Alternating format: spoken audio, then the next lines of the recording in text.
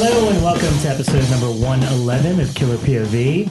I'm one of your co-hosts, Rob G. I'm here with Becca McKendry. What's up? We're from Blumhouse Productions. Blumhouse Productions now. Oh, snap. Yeah, it's kind of been a crazy fucking week. We can't say exactly what we're doing, but we have both officially started working there full time. A secret I'm still project, helping huh? out. I'm still helping out at Fango for for a little bit, but formerly of Blumhouse Productions. Yeah. And I've been fielding at least 20 to 30 private messages and tweets saying, "Oh my God, I'm so sorry you're not there. You were my favorite. Why aren't you at Blumhouse?" Elric's going to be there in a capacity. Don't worry, I'm okay. He's going to be there in a capacity. He just hasn't. We There's can't good say reason much why yet. But he can't say anything either. Can you talk about your job or no? Yeah, I have a lot. I mean, I'm not going to probably say where it is just because of it's with kids. But yeah, I will be teaching film, cinema arts, and film production. And it's a very steady job. And the main reason I took it is I get 3 months a year off paid, and I'm going to pursue like Batfire getting a feature made this year. So that's like my number one laser focus. So these two things I hope go hand in hand. I'm fingers crossed. That's what my year is going to be. So don't freak out about me. I am A-okay. Stop tweeting at us about Elric. We've already kind of... It touched me, though. It touched me. What better person to teach? Yeah, it was pretty funny how people really got like, what the hell happened? And we will be incorporating Elric into what we are doing at Blum, which we aren't allowed to fully talk about yet. There's something. Yeah. There's some stuff brewing with Elric he will be there as well. Oh. So dance videos. Some capacity. Yeah, dance videos. He's making dance videos for us. I'll put my 2 cents in about this. I don't know how I feel about it. I think you get shocked. About Elric dance videos? Only if he wears that shirt, man. He has this loud-ass, Hawaiian, borderline Asian this shirt is the thing on. about being a dad. I don't need to get laid anymore. I don't need to impress anyone. I am just going into this new phase of where it's like Tom Selleck without the looks or the mustache. In other words, just a Hawaiian shirt. That's all I need. Holy smokes. Super khakis, and are you wearing sandals? No, like little boat you're wearing shoes. loafers, though. These are like dock shoes. You're like super dad if it's right New now. Zealand, I'd be wearing bare feet. Let's face it. But I have hobbit feet, so I'm not doing it. Oh my God! And we have a table full of Guinness in honor of our very special guest who's going to be joining us right from the top of the show. Please welcome the director of the upcoming Sinister 2 and a fine film that you heard us talk about very early in the show, Citadel. Kieran Foy, welcome. Thank you. How you doing? Thank you for having me. I'm good. I don't normally drink Guinness. Okay. But tonight, I will drink a Guinness. Relish in the cliche, baby. Now, I will tell you my favorite Irish beer in the world, and actually my favorite beer on earth, but I have not found it here once, called Kilkenny. Do you get that in Ireland? Okay. Yes, we do. In New Zealand, I would travel a long way just for a Kilkenny. Yeah, it's such a good beer. Right. Wow. Welcome to Inside Beer. What would be your drink of choice if I was buying? To be honest, I'm not a huge drinker of beer. Like I tend to drink a glass of wine. And stuff, you're one of the more disappointing cliches. Yeah. So from France, it's Kieran Foy. Welcome. That's okay. See, I prefer hard liquor, and they always have beer, and so I'm always like, it's cool, guys, I won't drink. Maybe someday I'll bring drink tea. a thing of liquor and take a shot before the show. But, I think you've been promising that for 110 episodes. I have, and then I'm always like, I don't want to drink. Is there evidence of you drinking in 110 episodes? I drank on the debates episode. I got really drunk because Dave Parker and I split a big thing of Jack Daniels. Okay. And both of us sat there and drank it through the entire show, and I was really toasted by the end of that one. I don't know. I'm going to go back and listen. I don't believe you, really. My laugh gets really loud and cackling throughout the episode, I've been told. You know who I bet doesn't drink? Tom Savini. Segue. He looks like somebody who looks after his health. Oh my God! Oh, he's like 84 and still working out. It's great. Well, as you know, we do have sponsors on the show now, and this Kilkenny beer. Apparently, yeah, said so. More. But no, we're here to talk about the Tom Savini Special Effects Makeup Program. You've always loved the blood and gore of horror movies. Now learn the art of special makeup effects from Tom Savini's Special Makeup Effects Program at the Douglas Education Center. Join the thousands of students from all over the world that have embarked on this journey. Listen to that little voice inside of you, the voice of creative reason. We're talking about making your dreams come true, or in this case, your nightmares. I'm a big advocate of this. Scott Reynolds is obviously a good friend of ours, good friend of the show's, and he has a 13-year-old that's really into effects, like practical special effects, and I really feel that that's a art form we can't lose. It's great that we have all these digital tools and things that are at disposal, but I'm glad that there's schools and facilities like this that still encourage people. And I when my folks moved, I had my entire Fangoria collection of magazines, and I gave it to Scott because I'm like, this is to give to his kid, because I'm like, he's a budding 12-year-old wannabe makeup artist, and I hope this fuels that passion to continue doing it. So yeah, definitely check that out. The website's www.dec.edu. As an education, which I don't have, obviously. I wish it was called the Sex Machine School. Oh, God. Because I think you're more likely to go there if you know Sex Machine ran a school. Can I tell you a random story? I might have even told this on the show once, but I was at a bar once, and like I was with some people I didn't know very well, so I kind of wasn't really talking to anybody. I was just like kind of drinking on my own. And this pretty cute girl came up to me, and she's like, you look like that guy from that movie, which I'm like, oh, God, where's this going to go? Because I feel pity for anybody that looks like me, but I was like, who?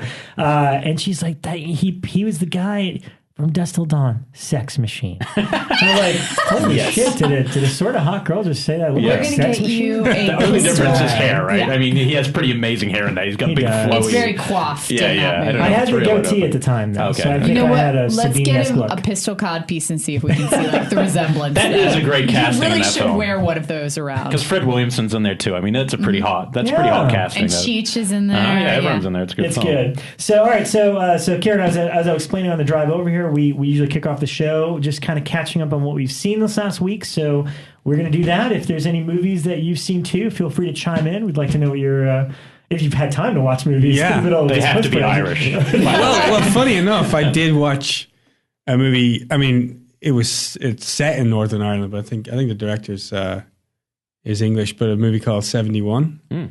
Is it a horror film? No, it's not. It's a kind of a thriller set in Northern Ireland during the Troubles. It's with Jack O'Connell plays the lead. And is that what you guys in Ireland call it, the Troubles? We don't get non-American history here. What are the Troubles? Oh my God, I know what they are.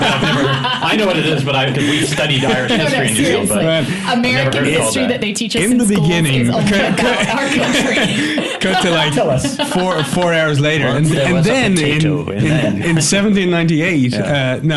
I won't try to explain the long and troubled history of my small country, but the Troubles were a period in the 70s that lasted well into the 80s, where the IRA and the UVF were involved in the terrorist campaign, and it was all about the Northern Ireland is considered part of the UK, and then you had the Republic, and the IRA have always been fighting for the counties to be back, but it's a way more complicated situation than that, and it's you've people who've grown up in Northern Ireland who consider themselves Irish, and people who consider themselves to be from the UK, and it's thankfully there was a peace process that began in 1995, and today we have peace. Okay. Yeah, which is that's something like I remember my parents talking about, and I vaguely remember hearing on the news, but I just don't feel like our school system would have taught anything like that. But, no, it's back when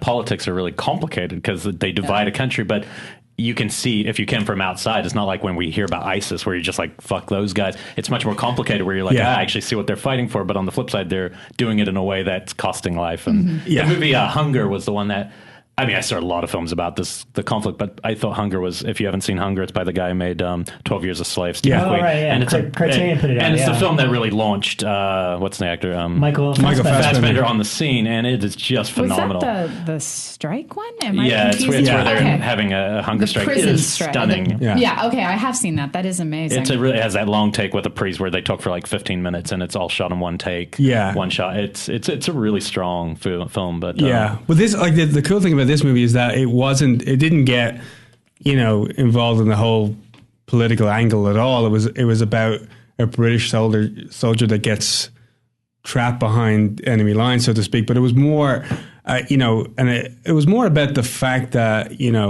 in all wars, it's like, you know, the guys who are sent in to kill the people that sometimes have more in common with the people they're trying to kill than the people who are giving the orders, you know. So it's like, you know, about you know, poor guys who's, you know, what was it? There's a line in the movie where the guy says, you know, posh guys who send fit guys to kill poor guys, you know. It's like, but it's so atmospheric and you know, such an amazing performance from Jack O'Connell that I highly recommend checking it out. It's on Was Amazon. he the one in Jolie's film, or was he in? Yes. Okay. Yeah, and he was in an amazing prison drama called Startup. Okay, I haven't heard that one.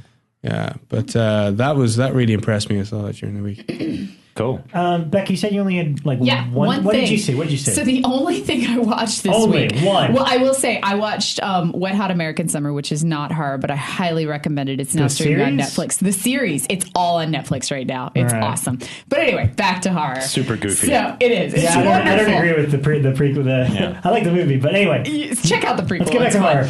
On horror. So this week, I have made it to episode 7 of Wayward Pines, and it's all I've watched this week because that's 7 hours worth of viewing right there. And you liked it, right? I have absolutely loved it. I loved that it started out, and I had no idea what was going on until about the 5th episode, and then even once I did know what was going on, it just got all the more badass. And so I have absolutely loved it. I'm really kind of pissed that they only did the 10 episode run and that it's just done. Once you get to the end of the 10, and then I'll be satisfied. They truncated 3 books into 10 episodes. See, right now it just feels like on episode 7, it feels like there's so much more to explore, and the fact that I only get 2 more hours in this environment is kind of bumming me out. There's an actress in that show that I watched in the first season who I think is phenomenal, and I'd love to have a guest on who could talk about her. Her name's Sharon Sossaman, but unfortunately we have no directors here who just worked with her on Sinister 2. And I definitely asked about her on the ride. I'm a big fan.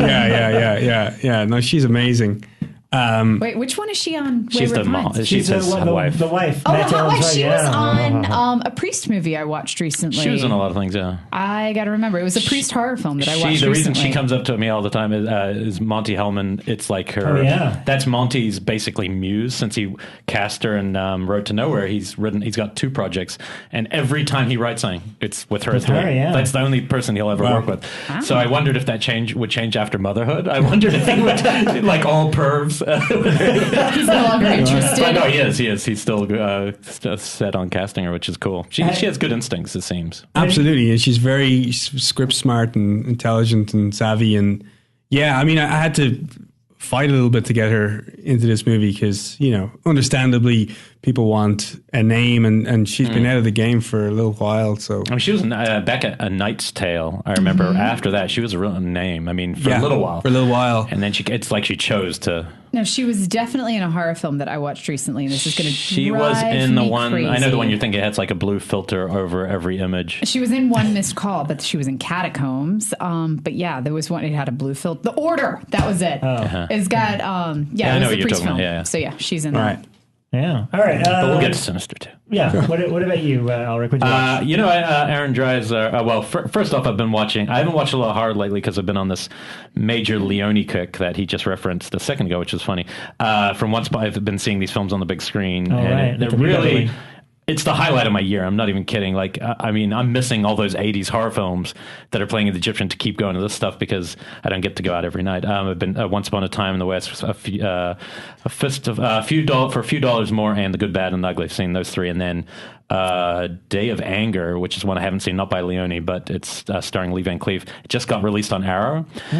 It's phenomenal. It's like really it's almost like the Godfather trilogy in one 90-minute Western because it's basically a time keeps elapsing, and you know it's like the dumb kid who kind of is under his protege, and then he grows to be the fastest gunslinger, and this guy takes over a town. It's really phenomenal, but still not a touch on Leone. I mean, Leone's sense of scale is to me like the most masterful thing in filmmaking now. After watching them on a big screen, seeing them on TV, I always thought, oh, these are good. Sometimes I wouldn't even watch a whole movie; I just watch bits of it. And now in a theater, it's just been such a great highlight of the year. But none of them touch Once Upon a Time in the West. But I did watch a film. Aaron Dries, our guest co-host on episode 100, recommended to me to see the Jack Ketchum adaptation Red, which I've never seen. Oh, yeah. And he swore by it. It's kind of got almost a little bit like a Battery type. It's a simple revenge story. Yep. It's a nice little movie. Brian Cox,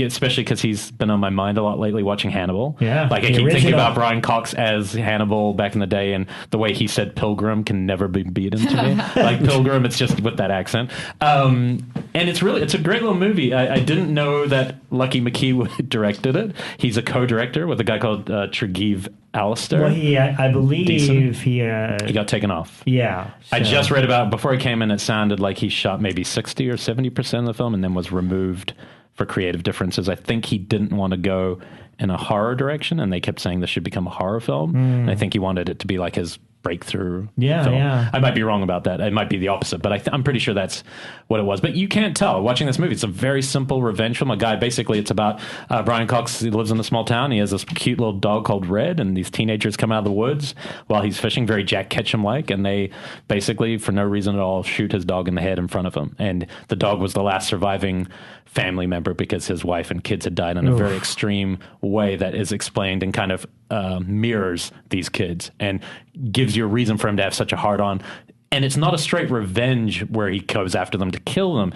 He wants them to just fess up. That's all he wants. He wants them to admit their wrongdoing. Unfortunately, the kid's dad is Tom Sizemore, so you're shit out of luck because he's the worst dad on earth because he's Tom Sizemore. I think this was Tom Sizemore's period where he was doing a lot of drugs and wasn't, really part of the scene because he's got this weird nervous energy as he sits behind this desk for every shot. But it works, and I really think. Thank you, Aaron, for the recommendation. It's a nice little film. It's horror light, but great.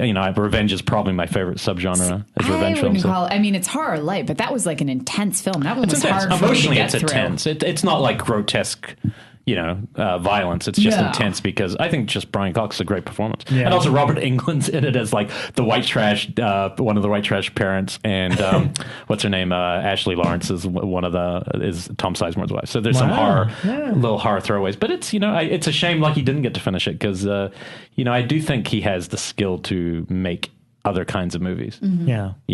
But I'll be curious to see what he does with Tales from Halloween. Can't wait. But that's all I did. That's me. That's it for you? All right. Well, I have 3 quick ones. The first one was not really a horror movie, kind of borders on the fringe, but it's Faults, which you talked about. Cool. You finally saw it. I really liked it. It's on Netflix Instant now, and it was written and directed by Riley Stearns, which I guess is his first feature. I looked him up a little bit. It seems like he did a bunch of shorts before, and I thought it was a really strong feature. I enjoyed seeing AJ in the beginning. He's got a cool little bit part in it. Did you ask him about him, how he knew Riley? I'm curious who Riley was in that world. I didn't know. I talked to him more about Leland because, again, the star of this is Leland Orser. Who, from The Guest. I love him. Yeah, he's the dad in The Guest. But, you'd recognize him. I'll tell you what you recognize him from. Seven. I'll never forget that line. Very, very bad things. He's just Alien Resurrection. What's inside of me? Faults is the first full real performance I've seen. He's amazing in it. It's really good. Yeah. He's I feel like he's one of the most underrated actors out there. He's just it's a very really early Coen brother vibe to the film. Where he's stealing ketchup at the beginning. It's just so funny and just sad at the same time. You don't know whether to laugh. It's brilliant. Yeah, I thought it was a really cool movie. The reason I'm bringing it up is because it's fringy in the sense that it's got that cult connection. It's essentially him trying to save Mary Elizabeth Winstead from a cult. And it's a very low-key kind of character. The two of them are just so fantastic. And borderline supernatural. Yeah, you don't really know what's going on. There's a touch of something going on in there where you're like, I'm not sure what to believe. But it's best you don't know any of that. There's no answers. And again, it's I just thought it was very interesting and an intriguing debut from a filmmaker. Have you seen that one, Karen? No, I have not. I think you'd find it interesting. Yeah, it's ambitious. It's not like a cheap indie. It doesn't feel like a cheap indie. It feels like quite elevated. It's small. The majority of it takes place in a hotel room, but it feels much bigger. Yeah, that's a really cool one. It's on Netflix Instant now if you guys want to check it out. Also, I've always known the artwork for this movie. It's called Metamorphosis from 1990, and it's coming out as a double bill from Scream Factory with another movie called Beyond Darkness. And this is Franz Kafka's Bug film? No, it's it's if you saw the image, you'd know it, and I'll post it on our page. But it's like this just weird guy, like kind of screaming with a needle going in his eye, and I was like, oh man, I remember this from the video store days. But I finally watched it. It was written and directed by a guy named George Eastman, who scripted. He was the writer on Stage Fright Aquarium. Recognize that name. Yeah. He also wrote Anthropophagus. Anthropophagus. Thank you. That one with a long title I can't pronounce. I can't pronounce it well. And a movie called Absurd, aka Horrible. This is kind of like The Fly. If The Fly was awful. I can't wait to rent that. I want to see this now. If you like The Fly, you won't like this. No. Sorry, Scream Factory. We love most of your stuff. That was my initial pitch. Now let me get serious. Right. Just because I was texting somebody while I was watching it, that's what I said. I was like, what's it like? He's like, it's kind of like The Fly. The Fly was awful. The thing that these movies have in common is they both star a guy named Gene LeBrock. And the thing is, it almost transcends. It doesn't, but it almost transcends in the way that Pieces does, in the sense that, like, I don't know if these people are good actors. Like, the actress that is the lead is awful, but she's trying really hard against the lead guy.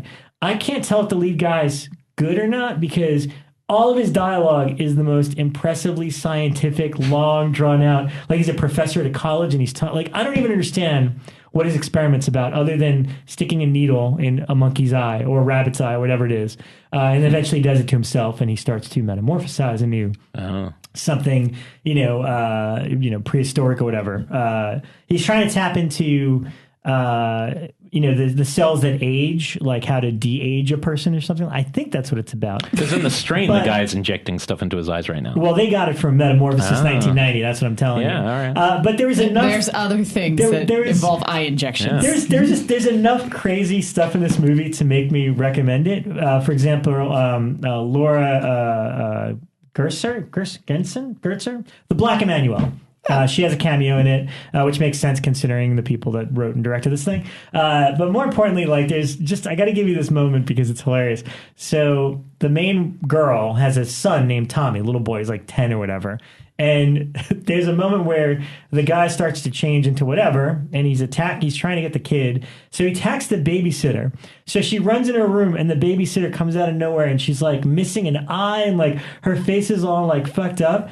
And the mother, just these acting skills, she's just like, where's Tommy? Where's Tommy? And she's like, oh my God, I'm dying. She's like, but where's Tommy? And it's like completely not acknowledging that this woman is like, her eyes out and like dying. She's like, but where's my boy? You're just a babysitter. She like leaves her in the room, runs around the house, and then runs back into the room. And while she's screaming, she's like, where's Tommy? It's like, oh my God. So that's what I mean by this movie.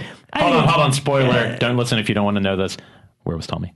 You got me curious. I need to know. I think he was downstairs. I don't remember. Okay, all right. But it's kind of hilarious. It's one of those movies that just kind of transcends. All right. So have you watched Beyond the Darkness? No, not yet. And again, the lead guy in Metamorphosis is a priest in Beyond Darkness. So you can bet your ass I'm going to watch it. Okay, because you gotta find it's like Blue Sunshine, where we can't tell if he's a good actor. Oh no, I can tell. Zalman King is a terrible fucking actor. Like, if you put a great actor in that movie, it'd be one of the best culpas ever made. Zalman King cannot. I mean, just God, stick to Red Shoes. Stick to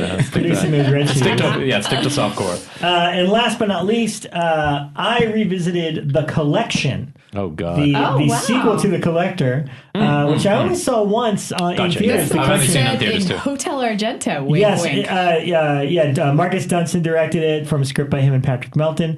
And let me tell you, I fucking love this movie. Okay. It's so, first of all, it's like 79 minutes, so it's like my sweet spot of like just barely long enough. Not quite a feature film by the Academy standard, but you don't really need. I mean, yes, it is a sequel to The Collector, but you don't really need to see it. They kind of bring you up to speed right off the bat. And the thing is, like, I know, just from interviews, I know Marcus and Patrick's sense of humor, and this is totally intended to be like a batshit comedy. Like in the first 5 minutes or whatever it is, they completely annihilate and like a club scene, an entire club of ravers with a grinder. It's like a lawnmower that lowers from the ceiling, right? Unbelievable. But you saw this at the Screamfest premiere way back when? I did, but I hadn't watched it since then. But I had the Blu-ray, and I was like, oh, let me visit this again. But I could not stop laughing because Josh Stewart is the guy in the original movie that comes back, and he's got to be the worst anti-hero in the history of film. Like in the opening, he gets out of the trunk because he was captured at the end of the first one, and he uses it like, all right, so they set up that the main girl's boyfriend is like cheating, and he's at this rave club or whatever. He actually uses him as a human shield to jump out the window, awesome. And I was just like, oh man, that's kind of mean, but pretty hilarious.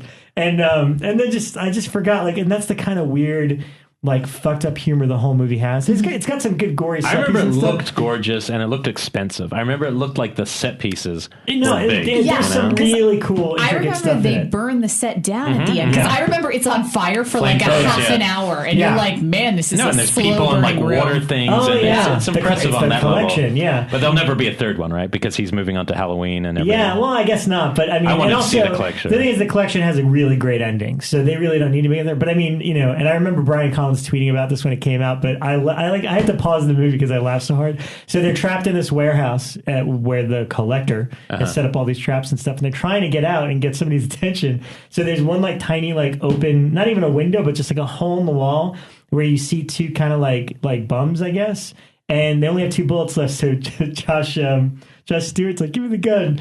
And he like shoots one of these guys to get their attention, so they'll call the cops. But he shoots him, and he's like, "Sorry, dude." I laughed so freaking hard. I was like, he's like the worst hero. Worst hero in cinematic history, and I find him hilarious and intriguing. But well, we haven't seen Sinister 2 yet, so he might be the worst lead in that, because in the first one he was borderline.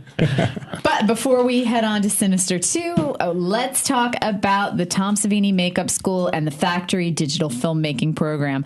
I was lucky enough to visit. These are both housed under the Douglas School of Education, and I was lucky enough to get invited to come visit them a couple of years ago. And I have to tell you, again? They're out of it's right kind of south of Pittsburgh. It's like 45 minutes south of Pittsburgh.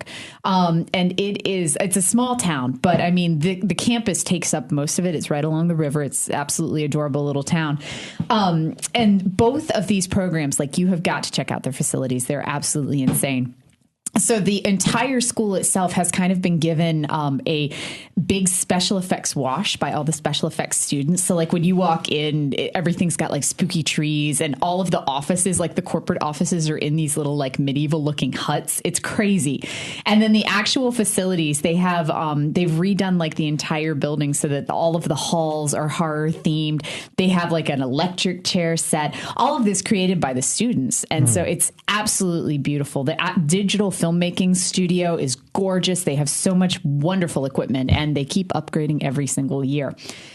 When I was there, the students it was so impressive what they were doing. They were doing everything from learning how to make props to how to make teeth to how to make eyes. And so as you go through, you kind of realize that the things that they're doing, though they're specialized in special effects makeup, that they're applicable in other fields too. Like they were telling me, a lot of these people go on to make to become like dental technicians and make dentures and things like that, just because they have the same training. And so it was just absolutely amazing. I got to see a lot of the student work, some of the sculpts that they did, some of the monsters that they created. It blowed just completely. A lot of the other student work I've seen nothing of this. Would you capacity. say it blowed you? It blowed me. I was getting ready to say it blew me away, but then blowed came out. So way to call me on my grammatical slip. And if you want to see a documentary about it, there's a great documentary by Damon Packard called John Carpenter's Corpse, where they have a scene of Tom Savini's school, which is the funniest thing I've seen all year. I was crying. It was so funny, the portrayal of it.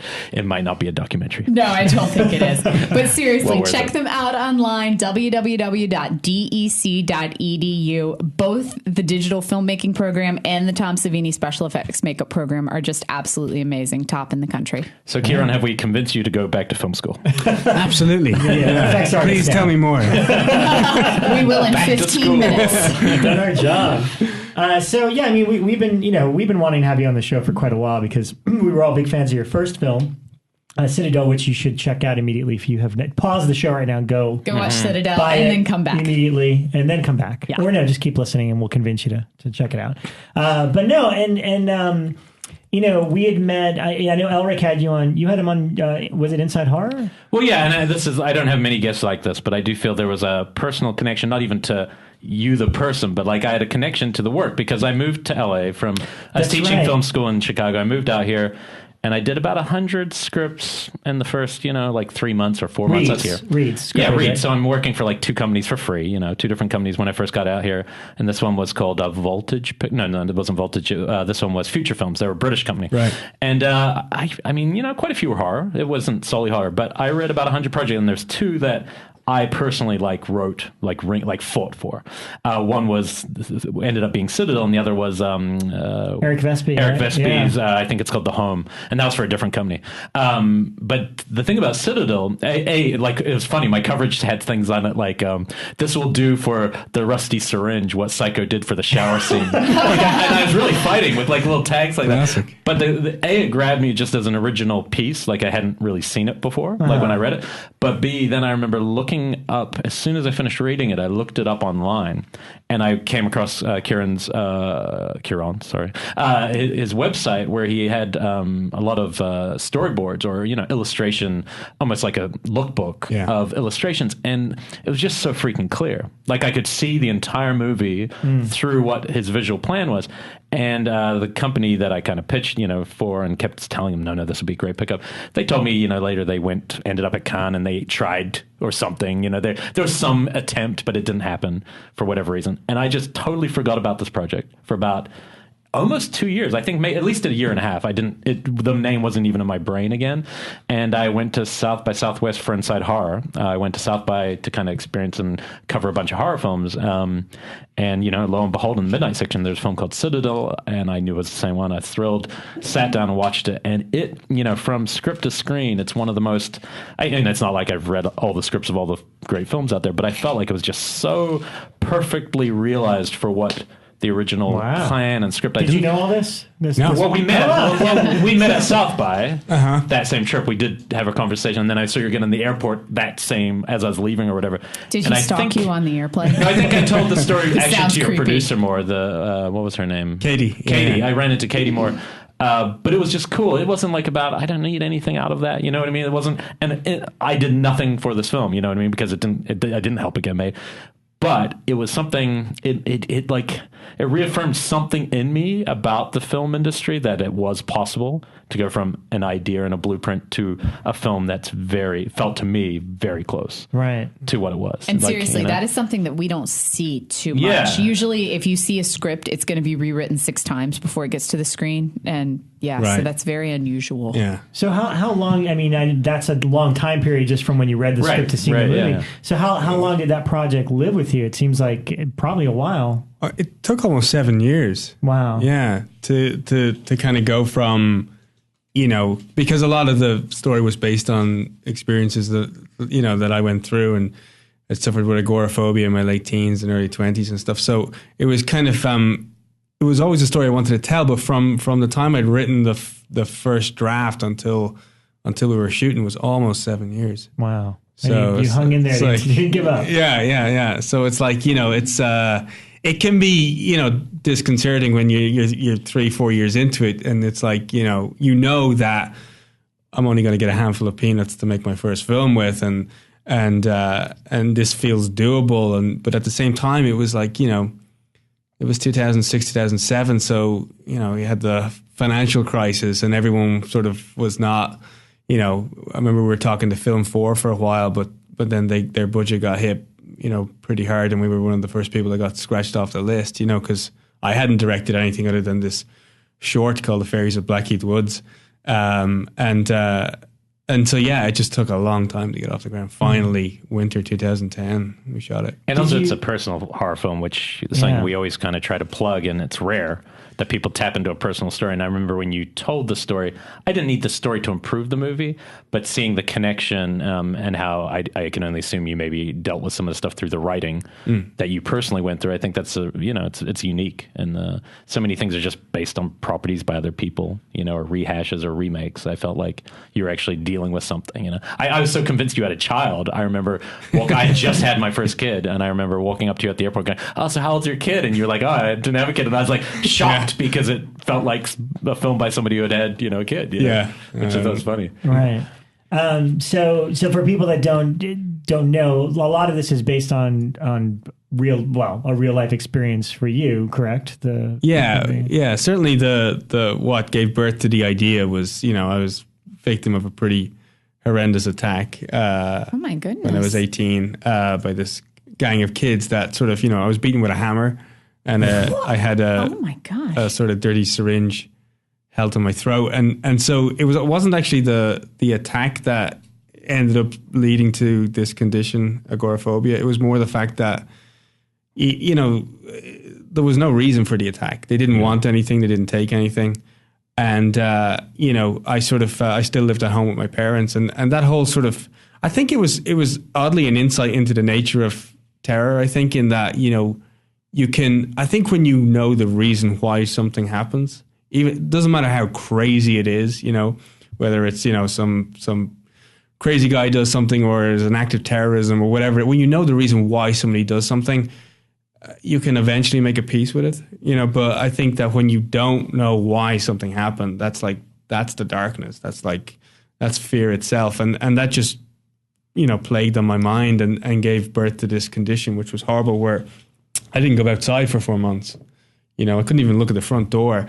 And so, when I went to, it sounds cheesy, but it was the letter to say I'd been accepted into film school, which gave me the impetus to finally, get out the front door. And there's a lot of my dad in the priest character in that movie, and I just remember him sort of, saying, "You're going. This is what you wanted to do, and you can't stay here with me and your mother forever."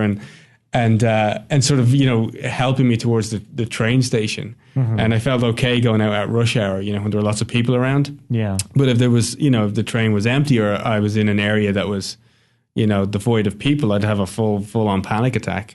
So that became my routine, was like, rush hour to rush hour. That's a kind of violence that, is pretty common in the UK compared to America. I mean, like the movies of Alan Clark deal with quite a bit of that. Mm-hmm. Like this kind of random, like you're walking through some projects and a bunch of British guys who are just, kids are bored. And it comes like this violence that comes through some weird territorial thing. In Scotland, my mum taught in Scotland when she was like 19, and she left New Zealand, and it was her first job. And she told me that she overheard that the teacher before her was thrown out the window by these 16-year-olds. And she just stood up and said, "I just want you to know, no one's throwing me out the window." That was her first line. And after that, they all liked her. But like in Glasgow, it's kind of rough. And so do you have any insight to that? I know there was that Michael Caine movie where he gets bullied and then he comes back. I mean, I honestly don't. I don't think it's, I think at home, I can only talk about my own experiences and where I grew up, and, you would see these gangs that had, hoods, they wear their hoods up, you couldn't see their faces, and it was quite territorial. And I think there's there's very little gun crime back home, but people will use the threat of a used syringe, and sort of say that there's HIV in it, and it's terrifying. Oh my God, that's like scarier than a gun. Evil. But it's something whereby I didn't want to, I've always been a bit of a geek, and I didn't want to ever write a movie that was going to deal with that topic in any kind of, overt fashion. And I thought that, but what was good about it was, I think that when you, like you were saying earlier on, if you can draw on something that you know of, that you've experienced, and turn it upside down, and it's good material for a horror film. And I would argue with the case of agoraphobia that you almost have to delve into the fantastic and to put people in the mind space of what you're going through, because it's so irrational. It could almost be slightly comedic to look at somebody who's afraid of the front door. You know what I mean? If you played it straight. So I wanted to put the audience into where my head was at when I was 18, because you would be hearing things that weren't there, and you would be paranoid that you saw something move in the shadows that wasn't there. So how do I sort of, allow the audience to experience what I was experiencing? And as I say, I was a big geek, so I was always looking for, I knew my first movie was either going to be a horror or science fiction because they're my favorite movies. But I also knew that, most like first movies, you don't get a big chunk of change, to make the movie with. And I could think of several examples where the lack of budget benefited a horror film. Mm-hmm. I could think of very few examples where the lack of budget benefited science fiction. So I was like, I want to do a horror. Well, why don't I talk about this thing that happened in my life? And oddly, the writing process was incredible. It was the hardest thing I've ever done because you have to go back there, and at this stage I'd been doing really well. and you have to go back there and explore those emotions and stuff. But it was quite a cathartic process because by the time I finished that script, I'd gone through the same arc that the character had gone through in my head. And I felt quite, I could hold in my hands. I was master of my own creation, and there was a power that came with that. And so, it was like, I would recommend screenwriting as a form of therapy. Yeah. Did you feel, in terms of the catharsis, when you finally saw it, because it also took you years to get made, when it was finally a movie on a screen, and I don't know what the first festival was. South by Southwest. So I was probably literally there at the first. Yeah. What was that feeling? Like seeing that finished product, like the finished part of the circle, I guess. Yeah, that was amazing because it was... it was the first time I'd watch it with an audience, which is its own form of horrible terror that because your heart is in your throat.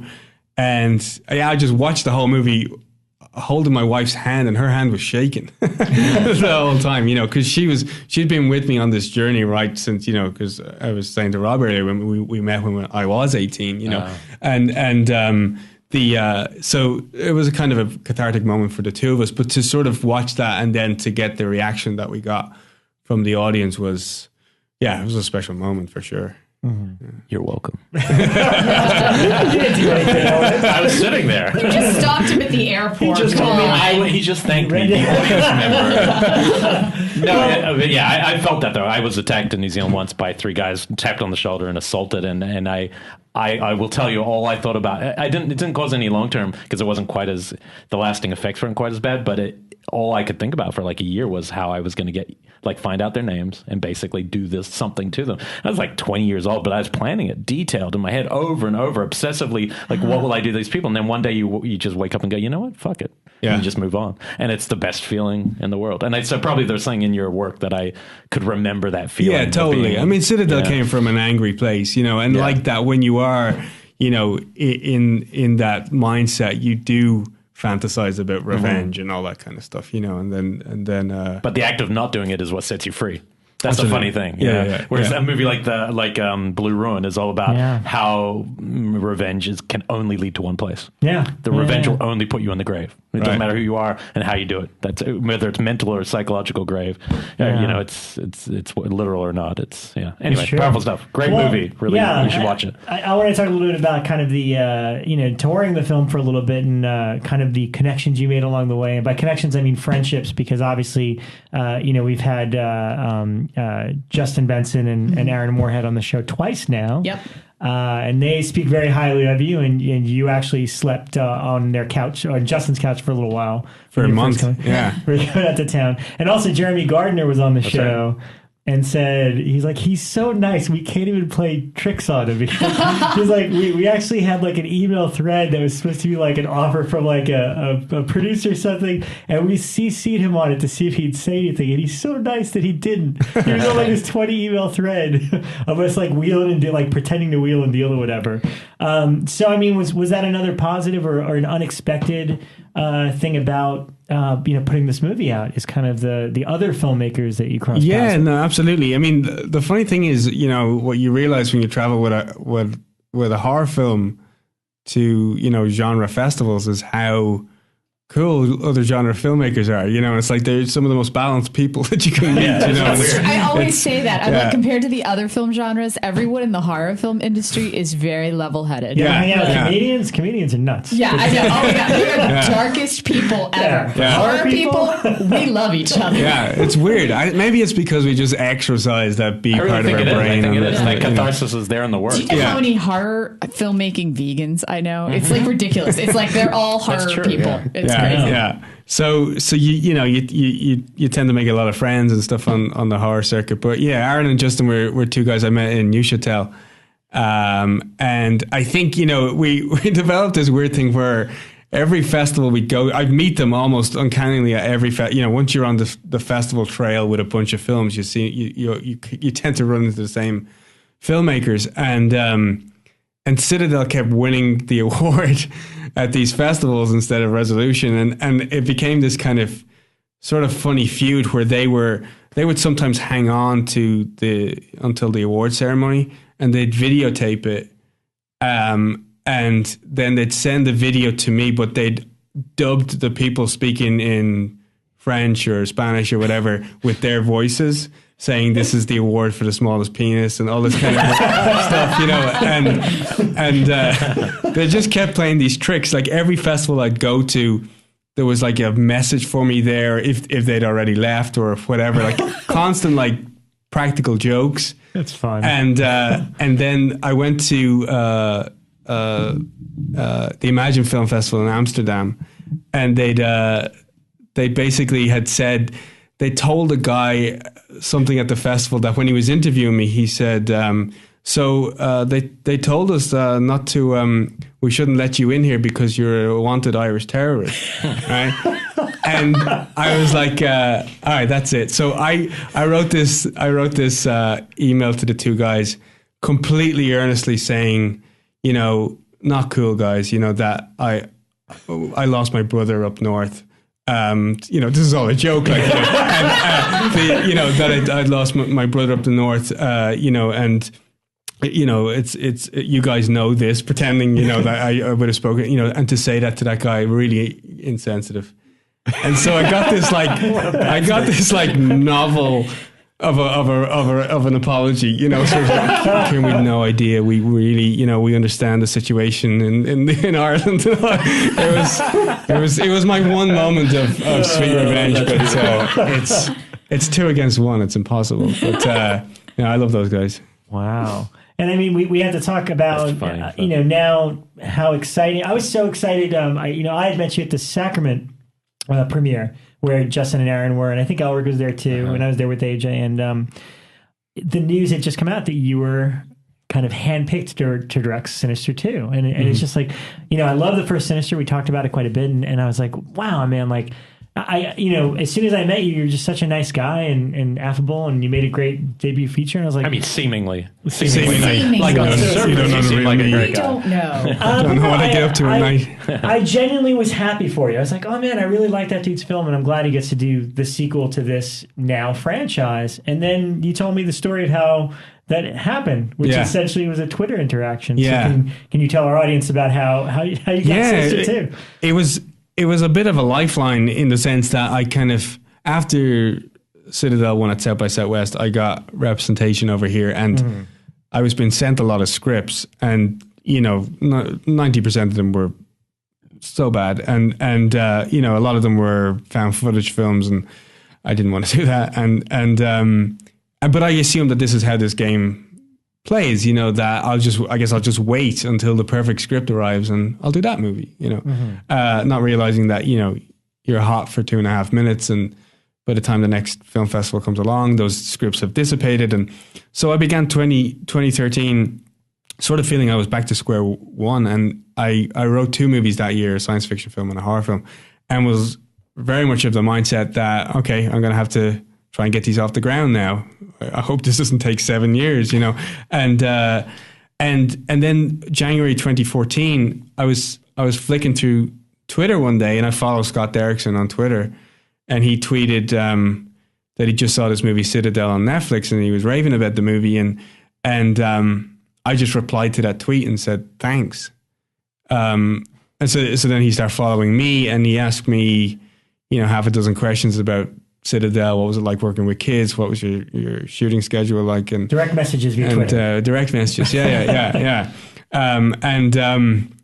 And then he said, you know what, you'd be the perfect director for Sinister 2. Would you like to read the script? Wow. Whoa. All over Twitter. All over Twitter, Was there a reason at that point why he wasn't going to direct? Like, why was it because he already knew he was going on to bigger things? Yeah. Marvel was already in that picture. Okay. Yeah. Exactly, okay. Yeah. And so, I said, absolutely, I'd love to read the script. And I read the script, half of my brain was flattered that I'd been asked, and the other half of my brain was kind of skeptical that, this is a sequel. It's going to be just a quick cash in, kind of, another house with whoever the cheaper version of Ethan Hawke is, and it's just going to be, a run of the mill kind of thing. And so I read it, as I say, kind of skeptically, and what surprised me about it was how it ended up expanding upon the mythology, in the sense that it showed you a side of things that presumably was happening in the background of the first movie. And, it was this really great drama about these two twin 10-year-old boys from a broken family, and it personified the ghost kids, and you saw how they operate, how they lure a kid into being part of the Bagul disciples, or whatever you want to call them, and I enjoyed the fact that the kill films, which I knew would have to come back because that's what makes a sinister film a sinister film, but they had a reason for being there, and they had rather than it just being Ethan Hawke watching these movies and trying to figure out the mystery's gone.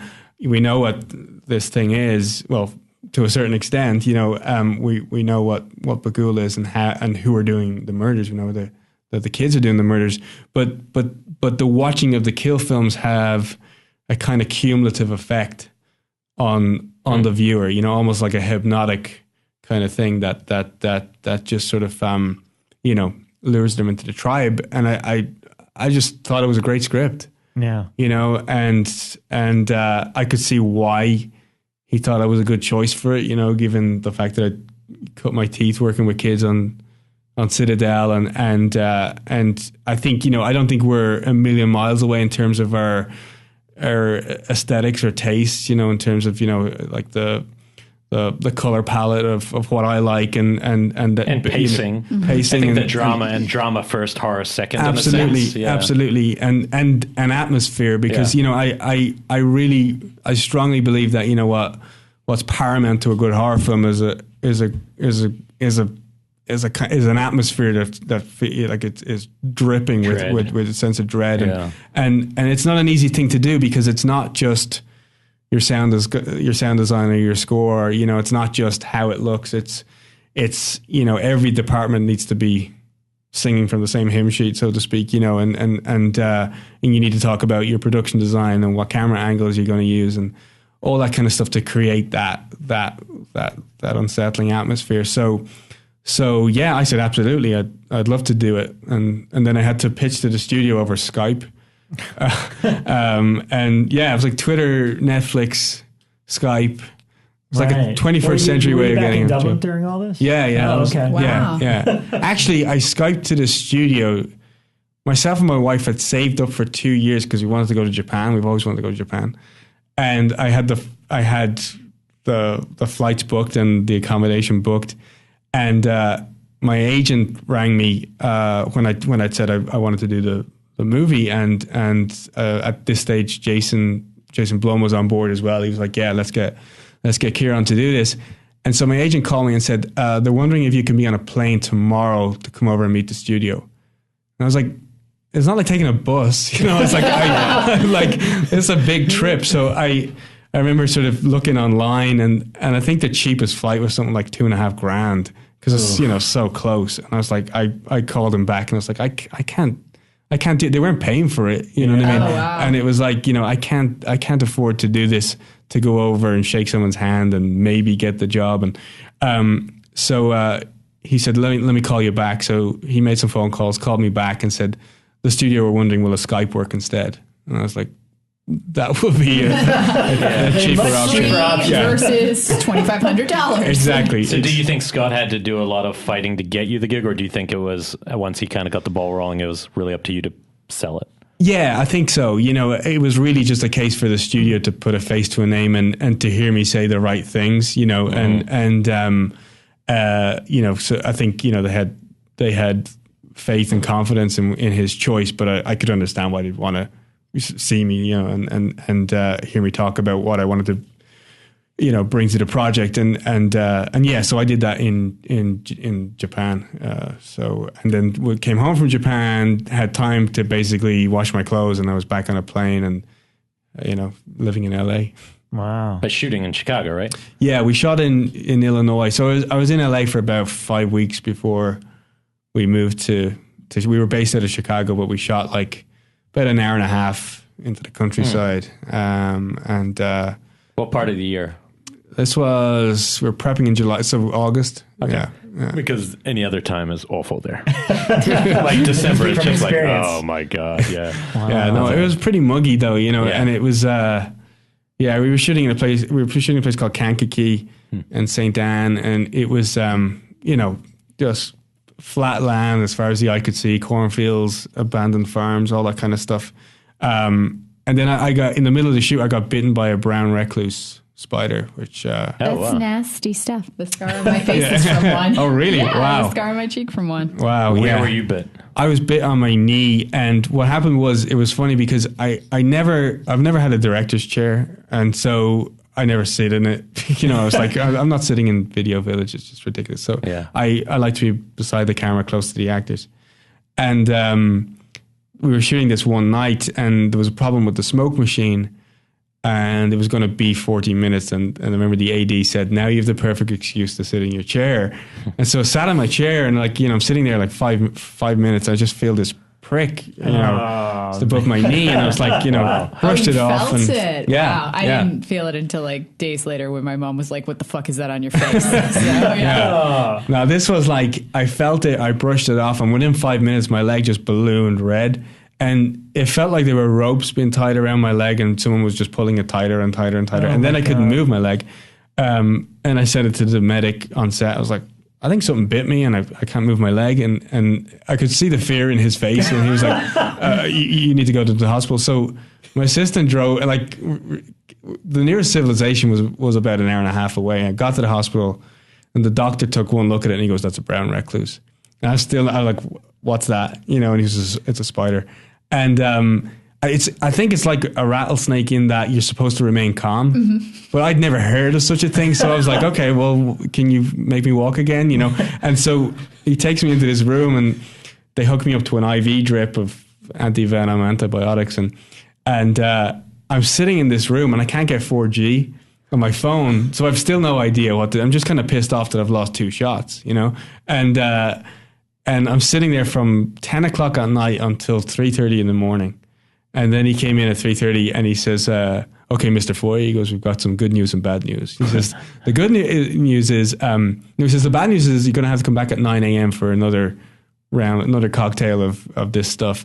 He says, but the good news is that the necrosis hasn't entered the nervous system with a bone, so you're going to get to keep that leg. Oh, God. Mine, thank God Google didn't work, right? You would have scared the shit out of yourself. I was camping, and I didn't feel anything until the next morning when I woke up. I had this massive red welt on my face, and I thought it was just like a really bad mosquito bite. I remember it was flaming to the touch. Like my face felt like it was on fire. And we left the campsite and drove home, and by the time I got home, the giant red welt had started turning blue. And I just remember walking in and having my mom look at me and go, what the fuck is wrong with your face? And I was at the hospital within like 10 minutes. I love that your mother is just like, what the fuck? She was like Tom Savini, right? She was genuinely concerned, but there was definitely like, I will never forget the look at her face when she looked at my face and what is wrong with your face? And speaking of Tom Savini. Oh, well, yeah, that you're talking about the factory digital filmmaking program. So smooth. So smooth. Before I say that, I did want to say about your story. All I could think about when you got bit by the spider was just imagine your face going, "Oh, fucking Justin and Aaron! God damn you guys! Your practical jokes have gone too far. Yeah. I lost my leg." Exactly. Oh, and then you could have said that anyway. A quick ad interruption. Fluidly done. We are talking about the Factory Digital Filmmaking Program. Being a filmmaker makes you a storyteller. Living in a world that is ever changing, adventures, tragedies, comedies all come to life with the collaboration of creativity. At the Factory Digital Filmmaking Program at Douglas Education Center, you will have the opportunity to work alongside artists to help bring your characters and films to life. Tell your stories with your creations, your characters, and your thoughts. It's your life, your dream. Own it, just like I owned those words that I wrote. Anyway, cafe. Exactly. But I'm sure it is a cool school. I will say this about film school: always use what you've got. And if you're at this school, I can tell you have incredible resources to draw from, and people who can do makeup that other film schools will never have. So utilize that. That's true. Yes. That's the way to go. That's that's the only thing that separates any film school is utilizing what you got and the talent. 100%. And I will say at Douglas, when I visited there, they were doing like anthology films with all the students. Like the students were involved in feature films. Like it was like crazy cool. So please check them out online, www.dec.edu. Thanks. Jumping in there. Got your back, brother. Back to your film school. I'm curious. Just one question, which I'm very curious about. The biggest difference, as somebody who doesn't really know, besides outside of indie work, what is the biggest difference between that film? And I know it's not like a huge Hollywood film because the models at Bloom are smaller scale. But what is the biggest difference in that? The amount of days, the amount of things you can pull off. What was the biggest, or is it quite similar to Citadel? Your experience? I thought, it was quite similar because, the gas just expands. Citadel was like 1.2 million euros and this was $5 million. Mm-hmm. So I had 23 days to shoot Citadel. This was 30 days. And I initially thought, I have loads of time, but you're shooting with a cast predominantly of kids. And that means you've got pretty much half a day. So you can only work like 6-hour days with kids, right? Yeah, and so your schedule gets kind of mixed up and you're sort of shooting a little bit of a scene at the end of the day because you have to still shoot, but the kids have gone home and so it was incredibly difficult and all Citadel was a great training ground in that, you can't afford to shoot the scene from 5 or 6 different angles. You've got to commit to what it is that you're shooting. And at the same time, you're trying to make it visually interesting. So, the complete panic safety net would be to just shoot a wide shot and then a close up and a wide shot and a close up. But then you'd have a really boring movie. So you almost have to cut the movie in your head before you shoot it. And there's not a lot on the cutting room floor at the end of it. So in the midst of shooting, it felt the same, to be honest. And it only felt different in terms of the whole sort of studio thing in post and mostly with regards to test screenings. Right, because it's a studio thing. Yeah, and that's obviously something I've never experienced before. And did you have director's cut on Citadel? Just like completely, it was your final say, or no? I wouldn't say that. No, I mean, I think there's a myth with the indie world that you've got like final cut, because at the end of the day, you've people paying for the movie, and unless it's coming out of your pocket, and if people are paying for it, they have a point of view, or they have an opinion. Sometimes they have a differing opinion than the other person, and so there is a certain amount of compromise that goes in, I think, into any movie where somebody's paying for it. In this, I think, the studio were great because, it's a small movie. So their big Sauron's eye is not looking at this tiny $5 million movie that's happening over here. They're looking at whatever it is that they've invested more money into. And so in terms of what we shot, I got to make the movie that I set out to make. But the test screenings were an eye opener and something that I think, I'm not somebody who would say I would, to hell with test screenings. We should never do anything like that. They were kind of an eye opener, and I read every single audience kind of, they fill out these surveys, these cards when they watch the movie. I read every one of them, and that's like 300 per screening. Were there any that were just glorious, like they didn't even see the same movie that everyone else had? They like had it some was movie great. That like I loved some of them talking were, cat. Well, it's a funny thing was like the I remember sort of two people, and they can't be related because it was like, there was a big age disparity, but they'd both written in the column where it says, what would you list as being the things as to why you wouldn't vote this film higher? And the way these things work, by the way, it's like, people, it's all kind of multiple choice, but people overall get to vote either excellent, very good, fair, or poor. And the way these, they calculate the scores is they don't count poor, fair, or even good. It's only very good or excellent, And then so they're asked, why would you not have voted this part of the movie higher? And they list their things. And these two people had listed lack of nudity as why they wouldn't vote the film higher. Destroying my faith in humankind. And they're right. That's the funny thing. I think you get 3 out of 3 here on Killer POV. Yeah, we really only watch movies if there's significant tits in it. Actually, let me rephrase that because you made a film with all kids. I think you had just the right lack of nudity. Yeah, really? How many? Because this is kind of like about a family. Yeah. How much nudity Shannon could have, Her sudden shower scene. Yeah. No, that's interesting. Yeah, people have weird thing like. With horror, I think there was always that expectation of some kind. Yeah. And then you get the crazy religious types who are like, everyone who made this movie is going to burn in hell, and it's just like, Oh, you got those? Those are fun. Yeah. So it's interesting that they would be at that screening. Because really, those are elective. Because here in LA, I don't know if people know how test screenings happen. You walk through a mall here, and there are people there with clipboards trying to sign you up for test screenings, and then they go through this like whole sample survey of, do you work in the industry? Have you ever worked in the industry? Do your aunts or uncles work in the industry? Trying to get people who have no connection whatsoever. And so that I don't know if found their way there. Super uber religious, why you'd end up in a horror one. They didn't force you. I know if you can't say this, don't tell us. But did you have to do reshoots? Because I assume with Citadel you didn't probably have the opportunity, but in Hollywood there's often chances to go back and exactly. Yeah, no, we reshot the end of the movie because what was very apparent in the first test screening was people loved the movie, but they didn't like the ending, and I was kind of bummed in my first one because you lose all sense of objectivity when you're making a movie and you think this is great, and you show it, and when there's any response that's not sort of rousing and great, you take it to heart. But I remember being told by all the producers and the studio, this is good news, because the worst kind of test screening is when they say, oh no, we just didn't like it. Yeah, without something specific to work on. Yeah, and so you're kind of second guessing what it is, and that's when it can spiral out of control. But it was very clear that we love the movie, we don't like the ending. So yeah, we got the money from the studio to shoot 2 days to change the ending. So do we get to see the original ending on like the Blu-ray or something? You do, yes. Excellent. Did who got to write the new ending? Was you involved, or was it the original writers, or how? It was Scott and Cardle. So I went back to it. Yeah, exactly. And so.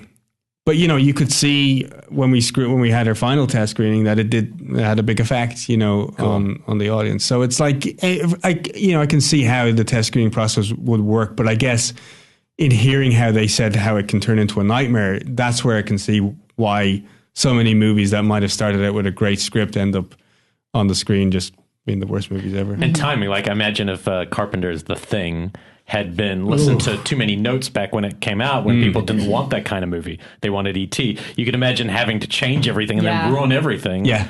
So it is tricky. Did it push you in a way to go, oh, well, my next film, I need to make something that isn't in that kind of mold of the studio thing where it's independent and my own vision? Or did you enjoy that process of...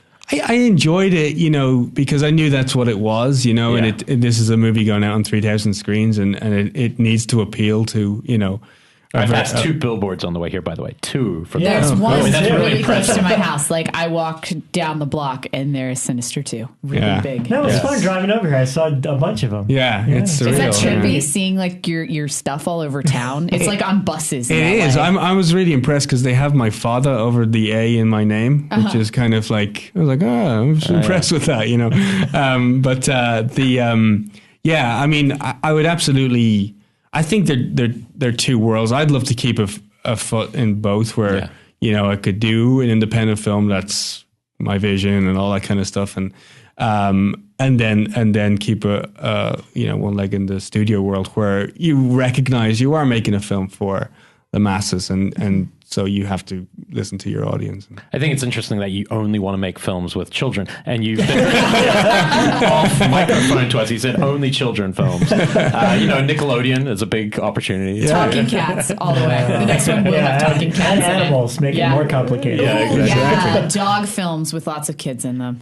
How much do you know? How much do they bother you with the information? Like how much the first film made? Is that part of do they put that on you, or do you research it? I don't remember how big a financial hit that film was. I know it was popular. It did well. It wasn't like Insidious though, right? It wasn't like that kind of level. It was like actually, I thought it was pretty well. Okay. Hold on, give me 5 seconds and some box office mojo. I think it did like 80 worldwide or something. I can't. I try not to think about that stuff because what's the point? You're just trying to make the best movie you can. It's not a creative choice at all. Exactly. And I think hopefully the movie will do well and all that kind of stuff. But I tend not to think about the figures and stuff. You're just going to drive yourself crazy. Plus, Elric and I were talking right before about some figures for some horror films, and there's really no rhyme or reason a lot of the time. No. You're just sitting there trying to figure out why something was insanely successful and something else was not, and you're just kind of like, I don't get it. Well, and it's never as simple as just the amount of money in the marketing, because your next or even the film could have been huge given the kind of marketing, could have been a massive success and doesn't connect, and where something else does connect. I mean, it connected, but not on the big financial level. Same with Oculus, It's just so hard to predict. Yeah. Totally. It's not the worth of the film at all. Absolutely. Yeah. Whereas Ouija, right, did really well. Yeah. And yet most of us who would watch it would probably go, But we're not the target audience. Yes, you were correct on Sinister, 80 million. Yeah, but most movies are seen by, that Friday night teenage crowd. That's like the key demographic. So we don't care about the first Ouija or whatever, but kids do. Yeah, so. But Sinister's kind of adult. Like the first Sinister to me was a very adult horror film. It was R. Yeah. I remember, because we were all at the premiere, if I remember correctly. I don't remember where I saw it, but I was with you when I saw it. on the big screen. We had Scott on Inside Horror too at some point about Sinister when it came out. I remember. Well, you know what I want to ask, and this is kind of a nerdy music question because I'm a big score guy. Who did the score for the second film? The score was done by Tom and Andy. Who scored Citadel. Okay, and I ended up getting them on board Citadel by writing them this really nerdy fan letter, because I almost listened exclusively to the soundtrack for the Mothman Prophecies when I was writing Citadel. I think it's one of the creepiest soundtracks I've ever heard, and I just wrote them thanking them for their inspiration. And I know you guys wouldn't be interested in watching my movie with 2% of a hope that they might go, send it on. And they did. They asked, we'd love to see it. And then they watched it and we did the whole thing over Skype. And so when you're making a lot of things over Skype. Yeah, oh my you're like a Skype champion. Skype and Twitter. You're like the social networking career guy. Are we sure Skype is not sponsoring this episode? Yeah. They should. That is pretty amazing, though, how much can be done now internationally in a sense. Yeah, absolutely. And so it was a real pleasure getting to meet them in the flesh over here and working on this movie with them. Chris Young had done the movie for the first Sinister, right? And we licensed a couple of stings and stuff from him for this, stuff that felt iconic to the Sinister, but it's all Tom and Andy, and then it was the same process with the Kill films in the sense that like with the first one, they tended to be separate tracks from weird, obscure, Scandinavian bands and stuff like that. That's Scott's got like a library of these weird tracks on his computer. Yeah, if you follow him on Twitter, the one thing I think he does a lot of is like interesting music reference. I actually think musically I have a lot of similarities, a lot Velvet Underground. Right. So that's interesting. Nirvana. Nirvana. Yeah. So that was the same, with this, they're separate tracks that play on the Kill films. But yeah, Tom and Andy I thought they did an amazing job. Wow. Cool. And how much of the film did you get to cast? How much was, obviously one of the characters is coming from the first film, so that's a carryover, obviously. Yeah, it's part of the script. But like, besides that, how much freedom did you have in casting? Because that's always like kind of the biggest thing a director can really. Yeah, I mean, I total freedom. You know, other than I had to fight a little bit for Shannon because she's been out of the game for a little while, and obviously it would be more appealing for the studio to have a name or someone that's immediately recognizable, and so she's amazing in Wayward Pines. Yeah. But this was like before that came out, and so it was. I'd met her, and I was saying to Rob earlier, like I met a lot of actresses for this role, and the impression I got from most of them was they thought that the script was perfect and the character was perfect, and they just wanted to do it, and yes, whatever you need to hear me say is going to be yes. Whereas I met Shannon, and she's not a fan of horror films, and she's some really cool and interesting ideas about the character, because she's very script savvy, and I was like, she seemed to me like you're not your atypical kind of movie horror mom, and at this stage, we'd also cast our twins, and I thought that she looked like she could be their mother, and she was a mother at that stage, right? She had just become a mother recently. Yeah, she had 2 kids,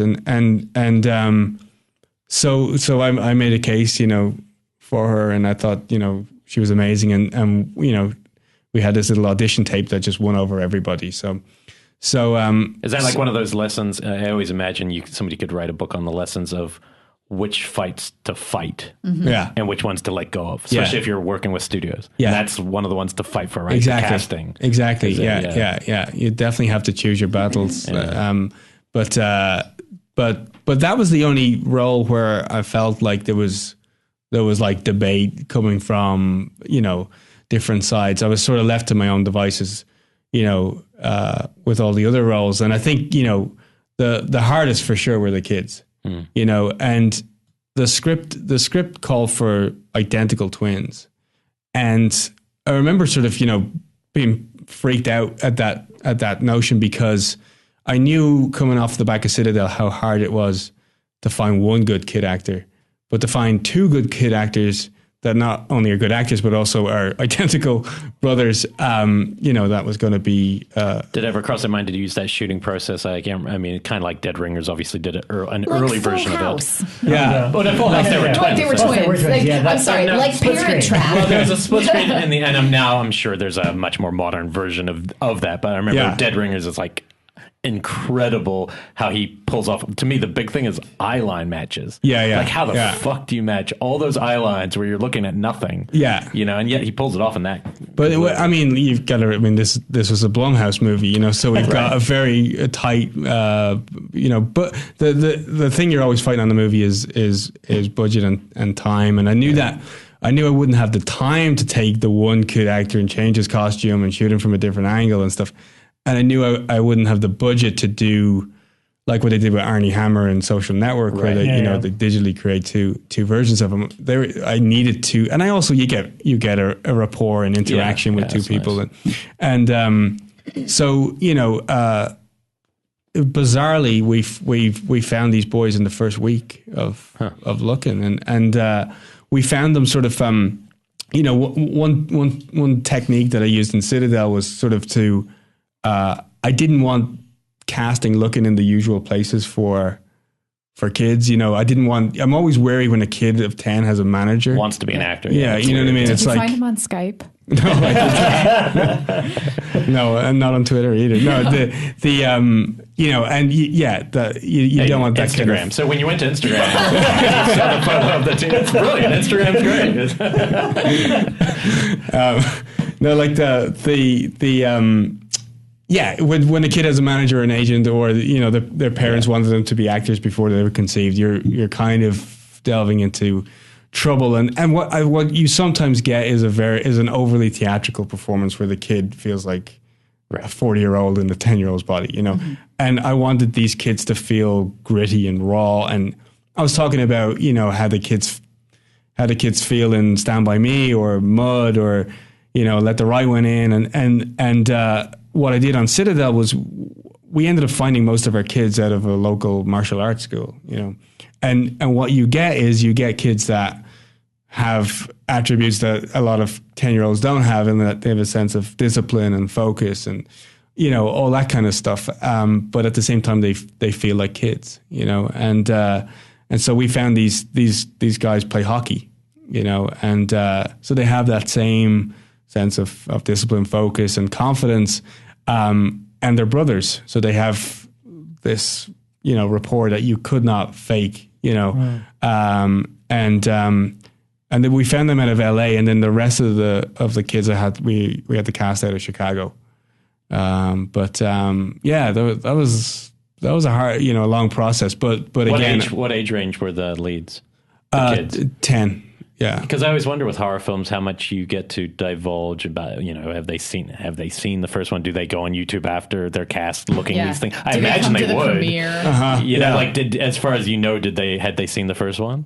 No, they don't. Okay. Their mom doesn't let them watch horror films. You know. So how do you contextualize what they're doing?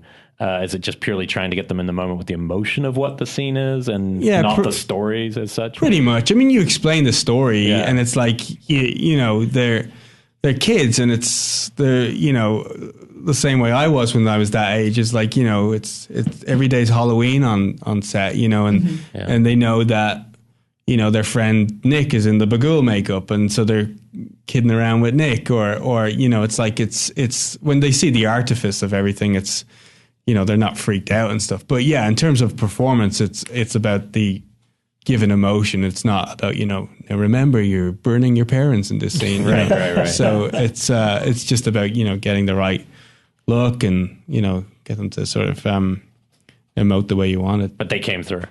Absolutely, yeah. No, they're the standouts, I think, and you know, and this kid Lucas Zuman, who plays Milo, who hasn't really, you know, hasn't been featured that much in terms of the marketing or the trailers or whatever, but he's in many ways he's the main villain in this movie. You know, it's like you know, like Bagul is there, but he's more like that kind of puppet master specter in the background that's controlling things, but Milo is the leader of the Ghost Kids, you know. And wow. I want to ask you about my pet peeve of, and everyone who listens knows this, trailers and trailer cutting. And when obviously you probably don't have a lot of say in what could. I only watched, I think, the first, when I knew you directed, I watched the first half of the trailer, so I could see kind of the tone and go, okay, good, acceptable, Garen. But I didn't want to see how it ended, because, you know, they just give away way too much for me these days. You know? How did you feel when they constructed a trailer? Did you feel like they're still holding some of them enough mystery back to not spoil the film, or did you have any say in that? I'm always fascinated with how much a role a director has. Say, like, don't put that scene in there. I want to hold that for the actual film. Yeah, no.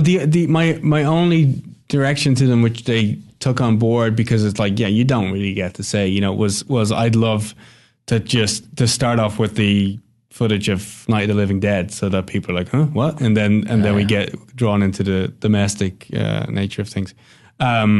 But other than that, I didn't have a say. But I think that in watching the trailers, I don't think the story is in any way being communicated in terms of, like, it's sort of like Bagul is back and there's some crazy shit happening, and there's a mother and her two boys in it, but we don't really get a sense right now, and I don't think it's a bad thing, but we don't get a sense right now of the abusive husband that she's running away from. I don't think I got anything on that. And you know, we don't really get a sense, like I was saying, of Milo and that kind of thing. And I think, you know, for me, the only thing that I wish they wouldn't give away, and then the other, you know, I'm torn between, you know, the two sides, whereby I can understand why they do this, but, you know, when they give away jump scares or, you know, stuff like that, it's like, well, right. You know, The Conjuring. Not The Conjuring, the Annabelle gave away the key. I mean, you know, that trailer, you're watching that. The key jump scare, which is a copy of The Shock. Well, that was actually movie Shock. Yeah, that was actually my the thing about the first Sinister is that there's like 2 or 3 of the greatest moments in that whole movie are all in the trailer. That's what drove me crazy about the American version of Wreck Quarantine. Oh yeah, every single jump scare. At the end, that's the number one. The final scene. The final shot of the trailer is the final shot of the movie. Wow. I mean, that's just fucking crazy. Yeah. And when you're at that, it's like eating itself at that point. It's like the joke bunnies with the 30-second movies. You've just given a 30-second movie, you know. So I'm always, it just feels important that they hold something back. Yeah. I think there's a lot held back. There's a lot to discover in the movie, and certainly, you know, there's like you were saying earlier about the drama in the first Sinister. You know, there's great drama in this, which is not in the trailers because that's not what they're trying to sell. There's funny moments. There's comedy beats in it. I would say there's more comedy beats in this than the first movie. You know, obviously because you know the comic relief guy is now he's funny in the first one. He's been he's in a more central role in this movie. So there's all of that to discover. But yeah, it's like I know that for a movie like this, it is sort of about those 3 days, those 3 opening days. So you kind of want to. There is a temptation to put the kitchen sink into the trailer, so people will go, "Oh, that looks good. I'll get you." I bet there's more jump scares than that in the movie, and then it's like, "Oh, okay." How nerve-wracking is it when the original director and writer watch your finished film? Like, is that just like, oh shit, they started this and now I have to watch it with them? Not really. I mean, I think that I felt that nervousness initially when I came over to shoot because the Scott was on set and you're sort of. It's nervous from the point of view of like, you know, he's like the biological father of this thing, you know, like it's the like stepdad. You know, yeah, exactly. I'm the foster father who's raising the kid, and it's so it's nerve wracking from that point of view. But you know, that nervousness went away pretty quickly when he saw how I was directing and how I was running the set and what the dailies look like. And it went away for me when I got into the flow of things and I was like, I can do this. I've got this under control. So more initially, but then when you come to watching the movie and you're all trying to make the same movie, you're trying to make the best version of it. Mm-hmm. I just like that the third one will be directed by the Irish guy who did The Canal. Because I remember, have you seen that yet? Yeah. I haven't actually. When I watched that movie, all that went through my brain. I think I even called Ryan Turk. I wrote to Ryan in some way, and I went, I guess I see who's doing Sinister 3. You guys just pick up these great atmospheric Irish. Oh, yeah, that's the one that you're, I think that was the one. I was like, what other filmmaker? The one thing I have been on my mind for a long time is the weird thing about a career is, like, obviously you're maybe what will become your masterpiece. I don't know, but I want to talk in depth about Deep Trout. I don't know why you're laughing, but I want to take it back to Deep Trout, the spec script. What more can you add? This is a plant joke by the writer of Grabbers, Kevin Lehane, wrote me on Twitter, and he said, you've got to ask him about Deep Trout. And he said, it might be his masterpiece, and then he had a wink. So I don't know what this means. What's Deep Trout? You tell me about Deep Trout. I think I see Kevin has slowly moved into the Aaron and Justin camp. He's now going for podcast gorilla jokes. This is war, Lehane. I wrote a script called Deep Trout. And, one of the great things about... I love the title, one of the great things about the Irish Film Board is, they have a fund for writers whereby, you go, you pitch an idea, and if they like it, they'll pay you to write the script, and you don't necessarily have to pay that back unless the movie gets made. And that's literally how I ate in my 20s, And one day I was just stuck for an idea one day, and I was like, what the hell to do? And I was watching this thing on National Geographic about trout, and I can't remember why I was watching it. It was just one of those kind of in the middle of the night things where you're like, what the hell is on TV? But they were talking about when they're spawning in the lakes and stuff, and I just crossed my mind. I was like, what if like human sperm got caught up in that? Like what would happen, And I'm intrigued how the human sperm gets caught up in that. And then I thought to myself, I was like, so I remember writing this scene the next day saying, being convinced that this was the greatest idea ever, and had this scene with this guy on a boat who worked at this lake resort, and he was kind of the guy in charge of the resort, and he would take these women out into the middle of the lake and have sex with them. And the movie began with a shot underwater looking up at this boat, and it would feel like there was a struggle happening on board the boat, like because it'd be horror music and stuff. And then you'd cut on board to see that they'd just finished having sex, and then he'd stand up and you'd hear him snap his condom off, and then he would see that there was a rip in it and go, fuck's sake, that all I need is another kid, and he throws the condom overboard, and we follow this condom as it descends, and this billowing cloud coming out of the condom, and then as it hit the bottom of the lake, this trout would swim into view, and then the title would come up, Deep Trout. And it's like Deep Throat. Yeah. And it was basically the way I pitched it to the film board was, I think they gave me the money because I couldn't stop laughing at my own pitch. They gave you the money? Yeah. I think they gave me the money because I couldn't stop laughing at my own pitch, because they were like, how would you describe this movie? And I said, it's like American Pie meets Jaws, but on land. Was how I said it. And they were like, all right, just go write this thing. Oh my God. But it's still sitting on it. Yeah. How did Kevin, the writer of Grabbers, know about it? Was he part of that pitch or something? Kevin read the script and said, "This is the greatest script I've ever read." Yeah, that's why. Yeah, sounds like it to me. So he couldn't contain his jealousy. But that script has yet to be made. It's sitting on a shelf and waiting for the right filmmaker. Eli Roth, are you listening? Eli, this is your humor in a nutshell. Elric, we need to do a script read of Deep Trout. Deep Trout. That'd be fun. A live script read. Yeah, we do a jump cut. I need to cast only Irish people. I like it though. Except for the trout. Yeah, that's right. Wow, that's incredible. All right, before we run out of time, let's do our topic. We didn't even touch our topic. Well, really quick before we jump to the topic, let's go ahead and do our last mention of the Tom Savini Special Effects Makeup Program. Elric. Boom. Oh, you've always loved the blood and gore of horror movies. Now learn the art of special makeup effects at Tom Savini's Special Makeup Effects Program at Douglas Education Center. Join the thousands of students from all over the world who have embarked on this journey. Listen to that little voice inside of you, the voice of creative reason. We're talking about making your dreams come true. The students learn all aspects of special effects, including sculpting, creature design, painting techniques, appliance prosthetics, hair and beard application, airbrush application, budgets, character makeup, cosmetic makeup, eyes and teeth, animatronics, life casting, mold making, anatomy, props, and ZBrush. Please check them out online at www.dec.edu. And one of the coolest things about going to the Tom Savini makeup program is that all of the instructors there have worked in the industry before. So you're actually learning from the best. And these are people who have worked on major films that you see. Plus, you get the access to Tom Savini, who works closely with the students in their final year and does a lot of critiques on their projects and helps them out and everything. And you wake up near Pittsburgh. Yes, you do. Yes. Where all those dead movies took place. Yes. All righty. Excellent. So, on to our creepy kids. Yeah. Well, here's the thing.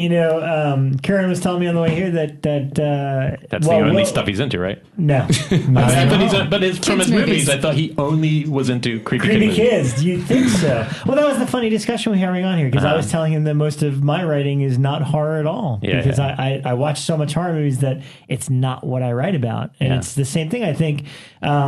Having not been a huge horror fan, just a lover of film in general, you can approach it, I guess, a lot fresher. And I mean, you've brought up the point a lot that some of the best horror films are one-offs from by great directors who found great material and made a horror film, and it's the horror film. Yeah.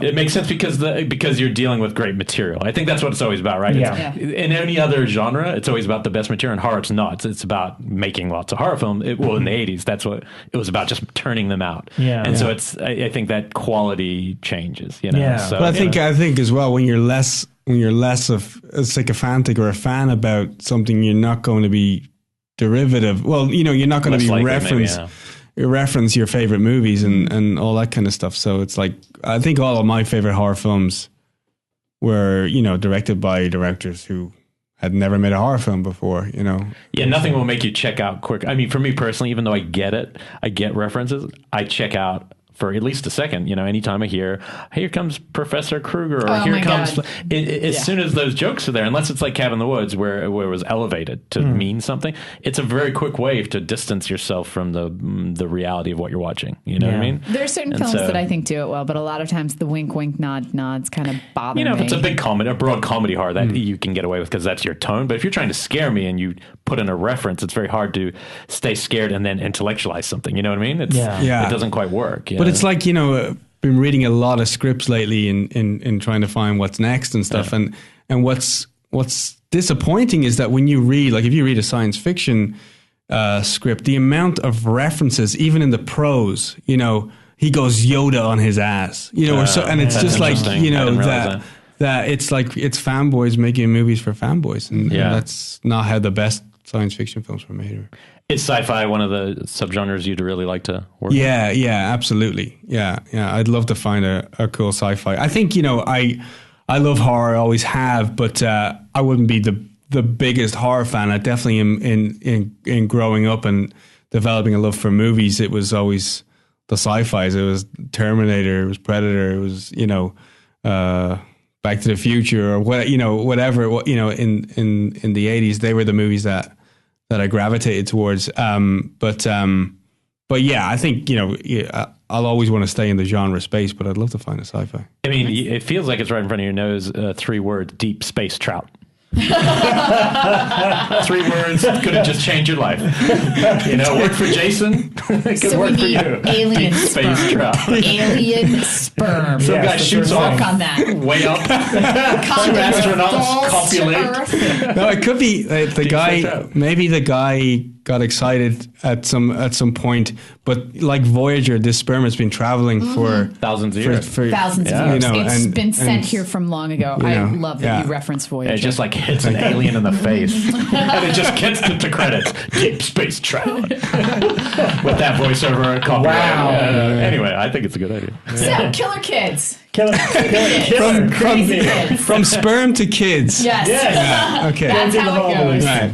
There's so many. Are there? I mean, there are, but I mean, I feel like these are going to be the obvious. Well, I'm not saying it's not obvious, but I think what it is it's such an obvious, like, anyone with kids know, people will always say this, why do we make creepy kid movies? And the answer is always the same, because it's the opposite of what they are. They're innocent. That's total bullshit. They're evil little motherfuckers who will stand above you with a knife and like freak you out in the middle, or say weird shit that will creep you out. Kids are fucking weird. And all these started by some parent who was like, oh yeah, my kid's a fucking creep sometimes at night, and I'm going to make a film about how creepy my kid really is. This innocence thing is horseshit. No, there's been a couple of moments with Marnie where I've just been like, man, that's creepy. And the weirdest one was she was sleepwalking, and she's only done it once, but I even had to call her pediatrician and be like, I don't know what the fuck happened last night, but she literally, we were sitting in the living room watching TV. She walks out, and it's like midnight, and she just walks out of her room and stands there staring at us, which was creepy enough to begin with.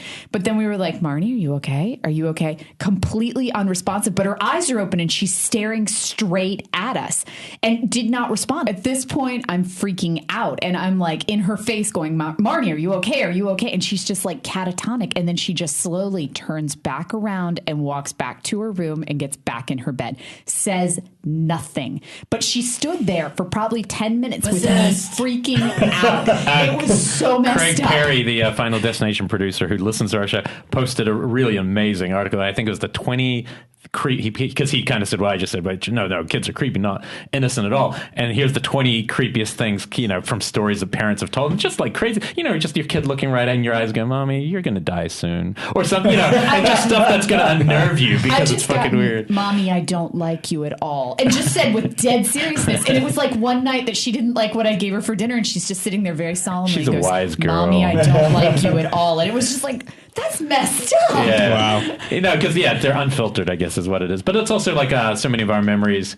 Like I still go back to one of the best. This isn't a creepy kid. This is just a great portrayal of a kid. Was like Cujo. When I saw Cujo again recently, just thinking the way that kid is scared of things, the way he jumps in his bed, I could totally relate to the way he saw the world. And I think it's a hard thing to put on film. I think usually people don't do kids very well, and there's a lot of reasons for that. I'm sure that you've come across them. But, sometimes like Pet Sematary, the kids freaking terrifying. And that's my, that's my go-to. It's terrifying. I'm so glad because I think your husband Dave posted something about Marnie's dolls. Like he opened a box of her dolls and something. I shipped a box back because I was at my parents' house, and so they bought her a whole bunch of dolls, and I found some up in the attic. So I stuffed them all in one box, and then didn't tell him I was shipping them back to him. So your husband opens this box with like all these dolls that look a little half of which were naked. Because I couldn't find clothes for him. He's I don't know what to think of this. So I found like a 10-second clip of Gage from Pet Sematary going, I played with so-and-so, and now I want to play with you. That's funny. And I'm like, that's creepy. That's the go-to. My go-to is that. I want to play with you. Yeah, I guess also it depends on your definition of kid, because like to me, I watched Let the Right One In, and it feels I don't find that borderline adolescence. No, but I don't find that creepy at all. It was interesting because I was actually looking up other articles that have been online. It's like some people reference like the kid from The Sixth Sense, and I'm like, no, but he's not creepy. He's like an old. He's not creepy. No, it's the things around him. Actually, when I was, I still have a very distinct memory. Like there's certain images from The Shining that stand out to me. And I know you think I'm going to say the twins, but no. It's actually Danny Torrance. Yeah, Danny Torrance doing the when he's kind of possessed, the finger thing, and there's one shot of him like shaking, and I think he's got terrifying. like saliva coming out of his mouth and stuff like that. I remember that scaring me more than anything else in that movie, besides the old lady. The other big one, of just something that's only in it for a little bit, was definitely Salem's Lot, the kid floating outside the window. Oh God, that's the one that scarred us all. Tapping on the window. I'd never seen that until there was one day. It was while we were working on the house, and we were replacing all the locks, and I hadn't given Dave the new key, and he was outside my office window tapping on it and going little, you want to come out to play? And I had no idea what he was referencing. And he was like, I can't believe you've never seen Salem's Lot. You fucking work for Fangoria and you've never seen Salem's Lot. He made me watch it that night. And it was terrifying. But I think as a kid, the reason that's so terrifying is I think that is the ultimate taboo. Like even more so than abortion and like a lot of major topics, I think dead kids. A kid being dead is just like and because no one wants to go there. You know, it's like child molestation is just one of those things you don't want to think about. And when you see this like kid's friend, same age as him, dead, coming back, there's something about it that's really nightmares about it. Nightmares, so there's that one. The children. We've mentioned this movie before. The one from 2008. I've never seen that one. You have to see it. You really need to see it. Yeah. Right. No-brainer. The biggest performance of all time is Exorcist because, that's in terms of a performance, that's pretty remarkable and not just a performance like by her, but a constructed performance and atmosphere and using a ringer and all that. It's pretty wild. Like when you think, oh, that was a kid in that movie, you're like, how the hell did that movie exist? You know? It's just insanity. You're going to like this one, Elric. I have Possession and Possession. I put down both possessions. What, the little kid jumping in the... Don't open! Don't! I was so messed up. Yeah, no, it is. I'm looking at your notes, sorry, but I had totally forgotten about Babadook where he's not a creepy kid, though. He's just a great performance of a kid. He's an annoying kid. No, he's pretty creepy. You find him creepy? Annoying. I find him really heroic in a weird way. I find him kind of... like annoying. Like I don't want to be his parent, but I'm like, proud of him for sticking up for No, see, I find him kind of... I don't want to say mentally unstable, but that's kind of the first thing that's popping up, is he's definitely unbalanced as a kid. But then I think that sometimes, and then I see my own kids act kind of like that. And I think it might just be the young boy, I see it too. There's moments where I'm like, oh, she's got something. They're pure. The thing about kids, and I think one of the things that can be exploited for horror is that they're kind of like pure emotion. And so, misguided, that could be bad. And also serial killers, a lot of, in real life, a lot of that develops right around that age, right? Before puberty, so it's still when they're quite young, the little things like the killing of the animals and that kind of stuff. So that dark behavior is pretty interesting when there are a few films that really nail it. A creepy performance, probably like one of the ones that unnerves me the most, and it's a lot of people listening may not have even seen this movie, Jonathan Glazer's film Birth. Oh, yeah. That was like early 2000s? Yeah, it's the film he made literally before Under the Skin. It was a long period. But it's one of those movies that, tonally, it's so interesting tonally.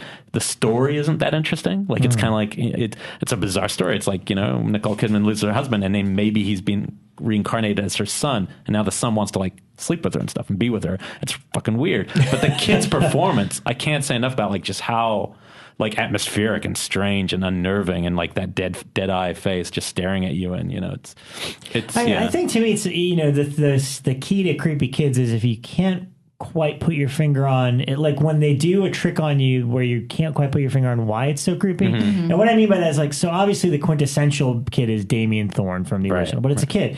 To me, the best example is Children of the Corn, the original, because the guy that plays Isaac, John Franklin, I mean, I remember watching it as a kid, and it's like, oh man, he's so weird and creepy. He's odd looking, but he's actually, I think he was 26 years old when he did that movie, because he has a degenerative disease that makes him look a lot younger and doesn't age. Like he still looks just like that. Off now. The kid in Omen? Children of the Corn. That kid's 20. That's weird, because I always found Malachi to be more disturbing. See, I think it's because I can see the adult in Isaac.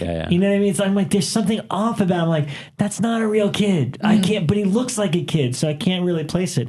And that was part of that was a really great marketing trick that they did on Orphan, the movie that came out. That's a great twist. If you haven't seen that, I don't want to talk about that, but the poster, there's a poster, it's just her face, and I remember seeing the billboards all over town, and you kind of like looked at it and you're like, that doesn't make sense. And what they did was, it's actually a photoshopped image of half her face, and it's a complete opposite copy of the other side. So it just looks off a little. Well, here's the thing: your face is not perfect. Like, meaning, like, if the structure of your face is never identical to the other side of your face. Right. So subtly, when you take half of it, if I was to Photoshop half of it and then reverse that image and put it next to it, technically it should look like your face, but it will look off. Oh man, I'm looking. Cool so technique. If you go back and look at the Orphan poster, you'll see it and be like, that doesn't like look it's right. Too perfect or something. Yeah. There's something off about it, and I thought that was actually a really clever marketing trick. And it's a great twist on. Oh yeah, on the scary kid subgenre. It's totally. Actually a really surprisingly good film. I thought I enjoyed a good drama at the heart of it, a good parent kind of drama. There's of course the movie that completely ripped off Karen. This film totally ripped you off The Brood. But it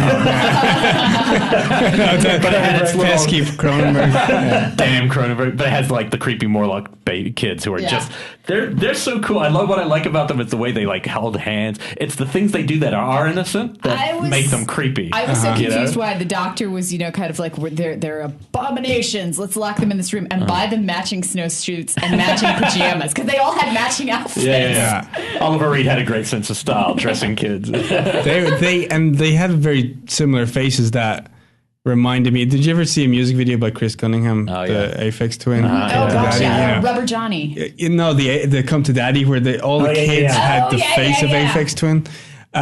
Which I think, was a big influence on Citadel too. But the fact that they've all got the same face, that's creepy. It's off. It's something off. When you see something off, you're like, I don't know why. But that's what I love about Citadel. You think it's something. You think, if you haven't seen it, watch the film first. But you think this is what you're watching. You think it's like what happened to you literally. Your event. But then you put this kind of supernatural spin on it. That's what makes it an interesting movie. A whole bunch of Aphex Twins videos again. Man, those were fucked up. Oh, they were great. I remember one called Rubber Johnny, which was just same guy, Chris Cunningham, like a demon in a wheelchair, like wigging out the whole video. But man, that was fucked up. Speaking of one, there's a new one about to come out that I haven't seen yet. I think it's coming out like in a week. Cooties. Where all the kids are coming and attacking everyone. And they think it's comedy, right? More or less. I think comedy horror. Yeah, I want to see that one. Yeah, I mean, obviously the Bad Seed is kind of the Village of the Damned. I don't find big groups all that creepy. I feel like it needs to be a one-on-one situation to be creepy. If I just see a horde of kids coming, it's just like, oh yeah, all right. Yeah. Well, here's the ones I haven't seen. What was that one that obscure one in the 70s? Like, who could kill a kid? Who could kill a child? Who could kill a child? I've never seen it, but I know the film. It's Italian. It's actually really good. I've heard that. I've heard it's a great film. I can't even remember his name. The pretentious director who was just one name. It was like Malikoff or something. He did the remake or whatever. He did the remake a couple of years ago, which is, I mean, not nearly as good as the original. But yeah, the original, I mean, it's a good story. It's pretty much a disease causes kids to start killing adults, and these adults end up on this island where the kids have killed all of the adults, and then these two kind of arrive and it becomes kind of a slasher film where they're kind of hunted for most of the movie. But it kind of reminded me of I remember there was an episode of the classic Star Trek where they go onto some planet, there's just kids remaining, and it's I think when they go into adolescence they died, but there was something about that movie that reminded me of that. Star Trek. Well, back in the day, the Black Death and that, the age would have been like, I don't know, the normal age would have been like 20-something, mid-20s of death, Speaking just crazy. Of creepy kids and Star Trek, one of the creepiest, sorry, I know you guys don't like when I talk about Star Trek, but it's going to happen here. Because one of the creepiest kids ever is an episode of Next Generation. And it's an alien who wants to get on the ship and learn more about the crew, so it disguises itself as a kid that only can be seen by one of the other kids. So it becomes this like ghost girl following her around. And it's this whole thing because through the eyes of this alien who's posing as this kid, adults are just these overbearing monsters because they're telling her not to play here and don't go here. And in the meantime, the alien is like this ghost girl saying, no, let's go here. I know they said we can't go here, but why are we listening to them? They're overbearing and horrible people. And so then the girl starts acting out against the adults. And it's fucked up creepy. So I highly recommend that one. Well, I have a few I've never seen before, so let me ask you if you guys have seen them. There's one from 1992 called Mikey. Yes, that one. No. It's kind of a straight serial killer one, like a slasher kind of. It makes me think of that title Joshua. I did see that one. That was pretty good. And that's what 2007. That was actually a pretty good movie. Yeah, that was at Tribeca. That was really good. Solid creepy kid. Similar, there's one from 98 called Milo. I have heard of it, not seen it. Yeah. I have this in my collection. I don't know why I've never watched it. The Other from 1972. It's great. I've seen the cover of that recently, never seen it. There's a Korean film that I know you've probably seen that you love that is very, very similar. So I won't tell you what it was because it'll blow the ending. But I'd be interested. Of course, where we are neglecting the creepiest kid in the last couple of decades is definitely the kid in Ring, the original Ring. First time I saw that. Original. That's pretty terrifying the first time you see it because it's pre-puberty child, long hair, and kind of coming at you like that. I'm not scared of the one in the remake. The American remake. Well, by then it's too late to. Yeah. The Japanese, I think the remake's really good, but I think the Japanese unnerves me far more. Me too. Pacing. Sure. I think it's the pacing. It lulls you in a slow rhythm, Yeah. Mm-hmm. Well, I'd be curious to hear from people at home if they want to post on our page. And Devil's Backbone? Yeah. Devil's Backbone. I haven't seen it in a long time, but one movie I loved, I need to see it again if it comes to Blu-ray. I don't remember exactly which character the kid was, but Alice, Sweet Alice, the one with the shield. Yeah. I remember that being a really atmospheric. And what's weird, the girl from Liquid Sky who's singing "I Love My Rhythm Box" at the beginning is the kid from Alice, Sweet Alice. It's just a bizarre, that's what happened to her. Did you research any when you were making Sidle, just not so much research for the story, but to see, what is a good kid performance or, any of that kind of stuff when you're back then? Or not really. I think outside of those Aphex Twin videos, I wasn't really sort of, Had you seen The Brood? Or no? Of course. Yeah, absolutely. I may have made some homage to that. I didn't notice. And in terms of performance, no, I wouldn't look back on a movie and go, because what are you going to do? Like say to the kid, act like that, So Yeah. A couple of others I'll throw out. The Good Son, which a lot of people talk about that one. Yeah, I love that one. Bad Seed from 1956 with I can't even Pollyanna something, or she looks like Pollyanna. I think her Rhonda something. Yeah, I wrote it down. She looks like a Pollyanna. But yeah, she's just totally. Oh, you wrote the one that I can't believe I forgot. Which one? The Pit. The Pit. The creepiest kid ever. Yeah, it's actually probably one of my favorite kid performances. If you've never seen The Pit, it's insane. It's so messed up because he's like this 12-year-old kid trying to convince his babysitter to bathe him, and he's just so lecherous. And he's pushing these kids into this weird pit where there are these weird creatures. It's a bad shit movie. In there. There's one where the kids are killers. Birthday party, is that what it's called? I know what it is. It was last year, came out finally, right, on DVD. Am I thinking, there's a found footage film. It has a birthday cake on the cover. Yeah, why am I, somebody at home screaming at us right now. Elijah would be. He did all the extras, I remember. There's also a found footage film about two kids that I absolutely love. I think it was called Home Movie. Home Movie. Yeah, that's right. That was a really good one about kids as well. Oh, I'm glad you wrote stuff down because that last one's a great damn movie. I talk about that film a lot with my co-writer. I get through it, but I have to say, I wrote down Benny's video. Michael Haneke, his first before film. He did Cachet.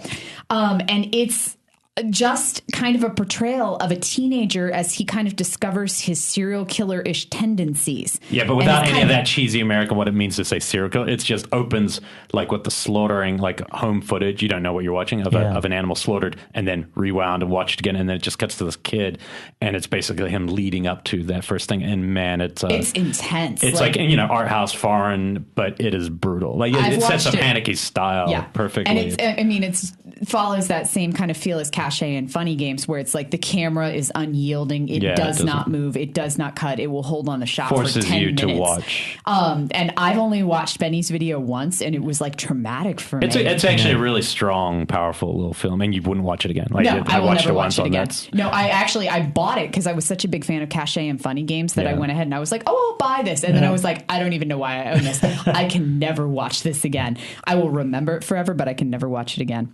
And Haneke, if you're listening, thanks, buddy. He's such a tweeter. I was thinking of Bloody Birthday from 1981. Bloody Birthday. That's one where they're not innocent at all. They're just a bunch of kids that all have the same birthday. And there's lots of teens. I mean, the teens is nonstop, like Battle Royale and all that stuff. But teens, to me, it's not the same thing. No, it's not. There's something about them, creepy, and also to get performances, it's hard, and it's a lot more work. I will end with this one because this one's from my childhood, and these kids scared me more than the actual monster in the movie.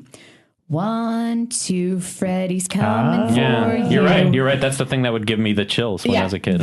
Once Freddy showed up, I was like, oh, it's fun now. But those kids were so messed up. Yeah, I totally agree. That was those little moments are the things that set the tone of that. Yeah, those little white dresses and the curls and the jump rope. I always think that Nightmare 3 has like the best opening of the franchise. Right. But like, I always was creeped out when she's trying to help the little girl and she's like, put me down, you're hurting me. And it's the corpse. The corpse all of a sudden. Like, that's pretty good. Yeah, good stuff. So now we talk. You were telling me on the car ride that you were talking that isn't your favorite subgenre. So what if this is not outside of the range of horror? What is the kind of stuff that really fueled you as a filmmaker? What kind of was it just sci-fi, but beyond that?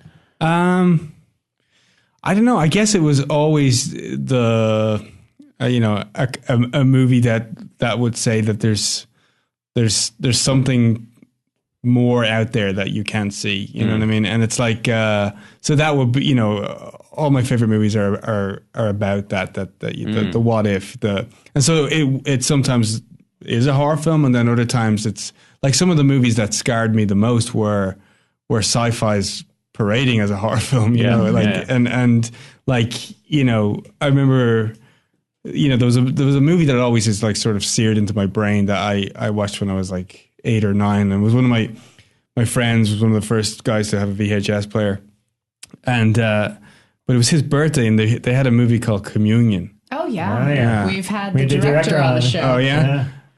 But I've never watched it. I haven't seen that movie since then, but the shot of the alien in the closet still stays in my head, and sort of, it's like one of those things that when I'm in a room and there's a closet with an open door, like I'm 35, I'll close the door, like because of that image, And it's so they were, it was always, they were always my favorite kind of movies, but like like Predator or Terminator, there was always some sort of like horror element to it, but it was always the notion of that there's something more out there, and it could happen to you. Yeah, it's interesting. That's a good answer. Yeah. Well, I'm pumped. When exactly does Sinister 2 come out again? August 21st. August 21st. And are you here now in America, or are you going back and forth between? Well, I'm here. Myself and my wife moved here, so I'll be going back and forth. Obviously, if there's work at home, but no, I'm based here now. So to decode if the film does well. Yes, exactly. In America, if it does poorly, I'm back in Ireland. Let's cut to brass tacks. I'd like to thank our sponsor, the Douglas Education Center, with the Tom Savini Makeup Program and the digital filmmaking program that they have. This weekend, just after the show airs, I will be at Scare LA in Pasadena. I have a feeling Rob's going to come by too. Elric, are you joining us? I will be out of town. What the fuck? Well, I'm gonna come on. I'm taking a private jet. No, I'm actually driving up to San Francisco. Okay, fine. Well, the rest of us will be at Scare LA hanging out, and it's a really cool con. I'm pretty sure everybody else in this room, other than Elric, has some association with Blumhouse. Yeah, pretty much. Yeah. I'm trying to think if I could come up with any. I don't think so. I thought Insidious 2 was fun. That's the last thing I'm going to say about it, okay? And on that You're hired. Good. We will be back next week. Are we saying who our guest is? Robert Parigi's on. We've been talking about him a lot. He's finally in the show, and he's going going to win you over. Excited about our topic because it's kind of offbeat for us. Well, and let's throw it out there because this film, quite a few people might not have seen this film. If you have a chance between now and next week, we highly recommend you watch a movie called Love Object. Mm-hmm. It was mid 2000s, early 2000s. Yeah, you'll recognize the lead actor as one of the stars of Dexter. Yeah, Desmond Harrington. And great. I think it is worthwhile watching before the topic, and it'll all become clear from there. Yeah, that's our hint. Mm-hmm. But thank you, Karen, for coming on. Really appreciate it. We will be there opening night. Really pulling for you. Yeah. Awesome. Cool. Thanks, guys. Thanks, guys.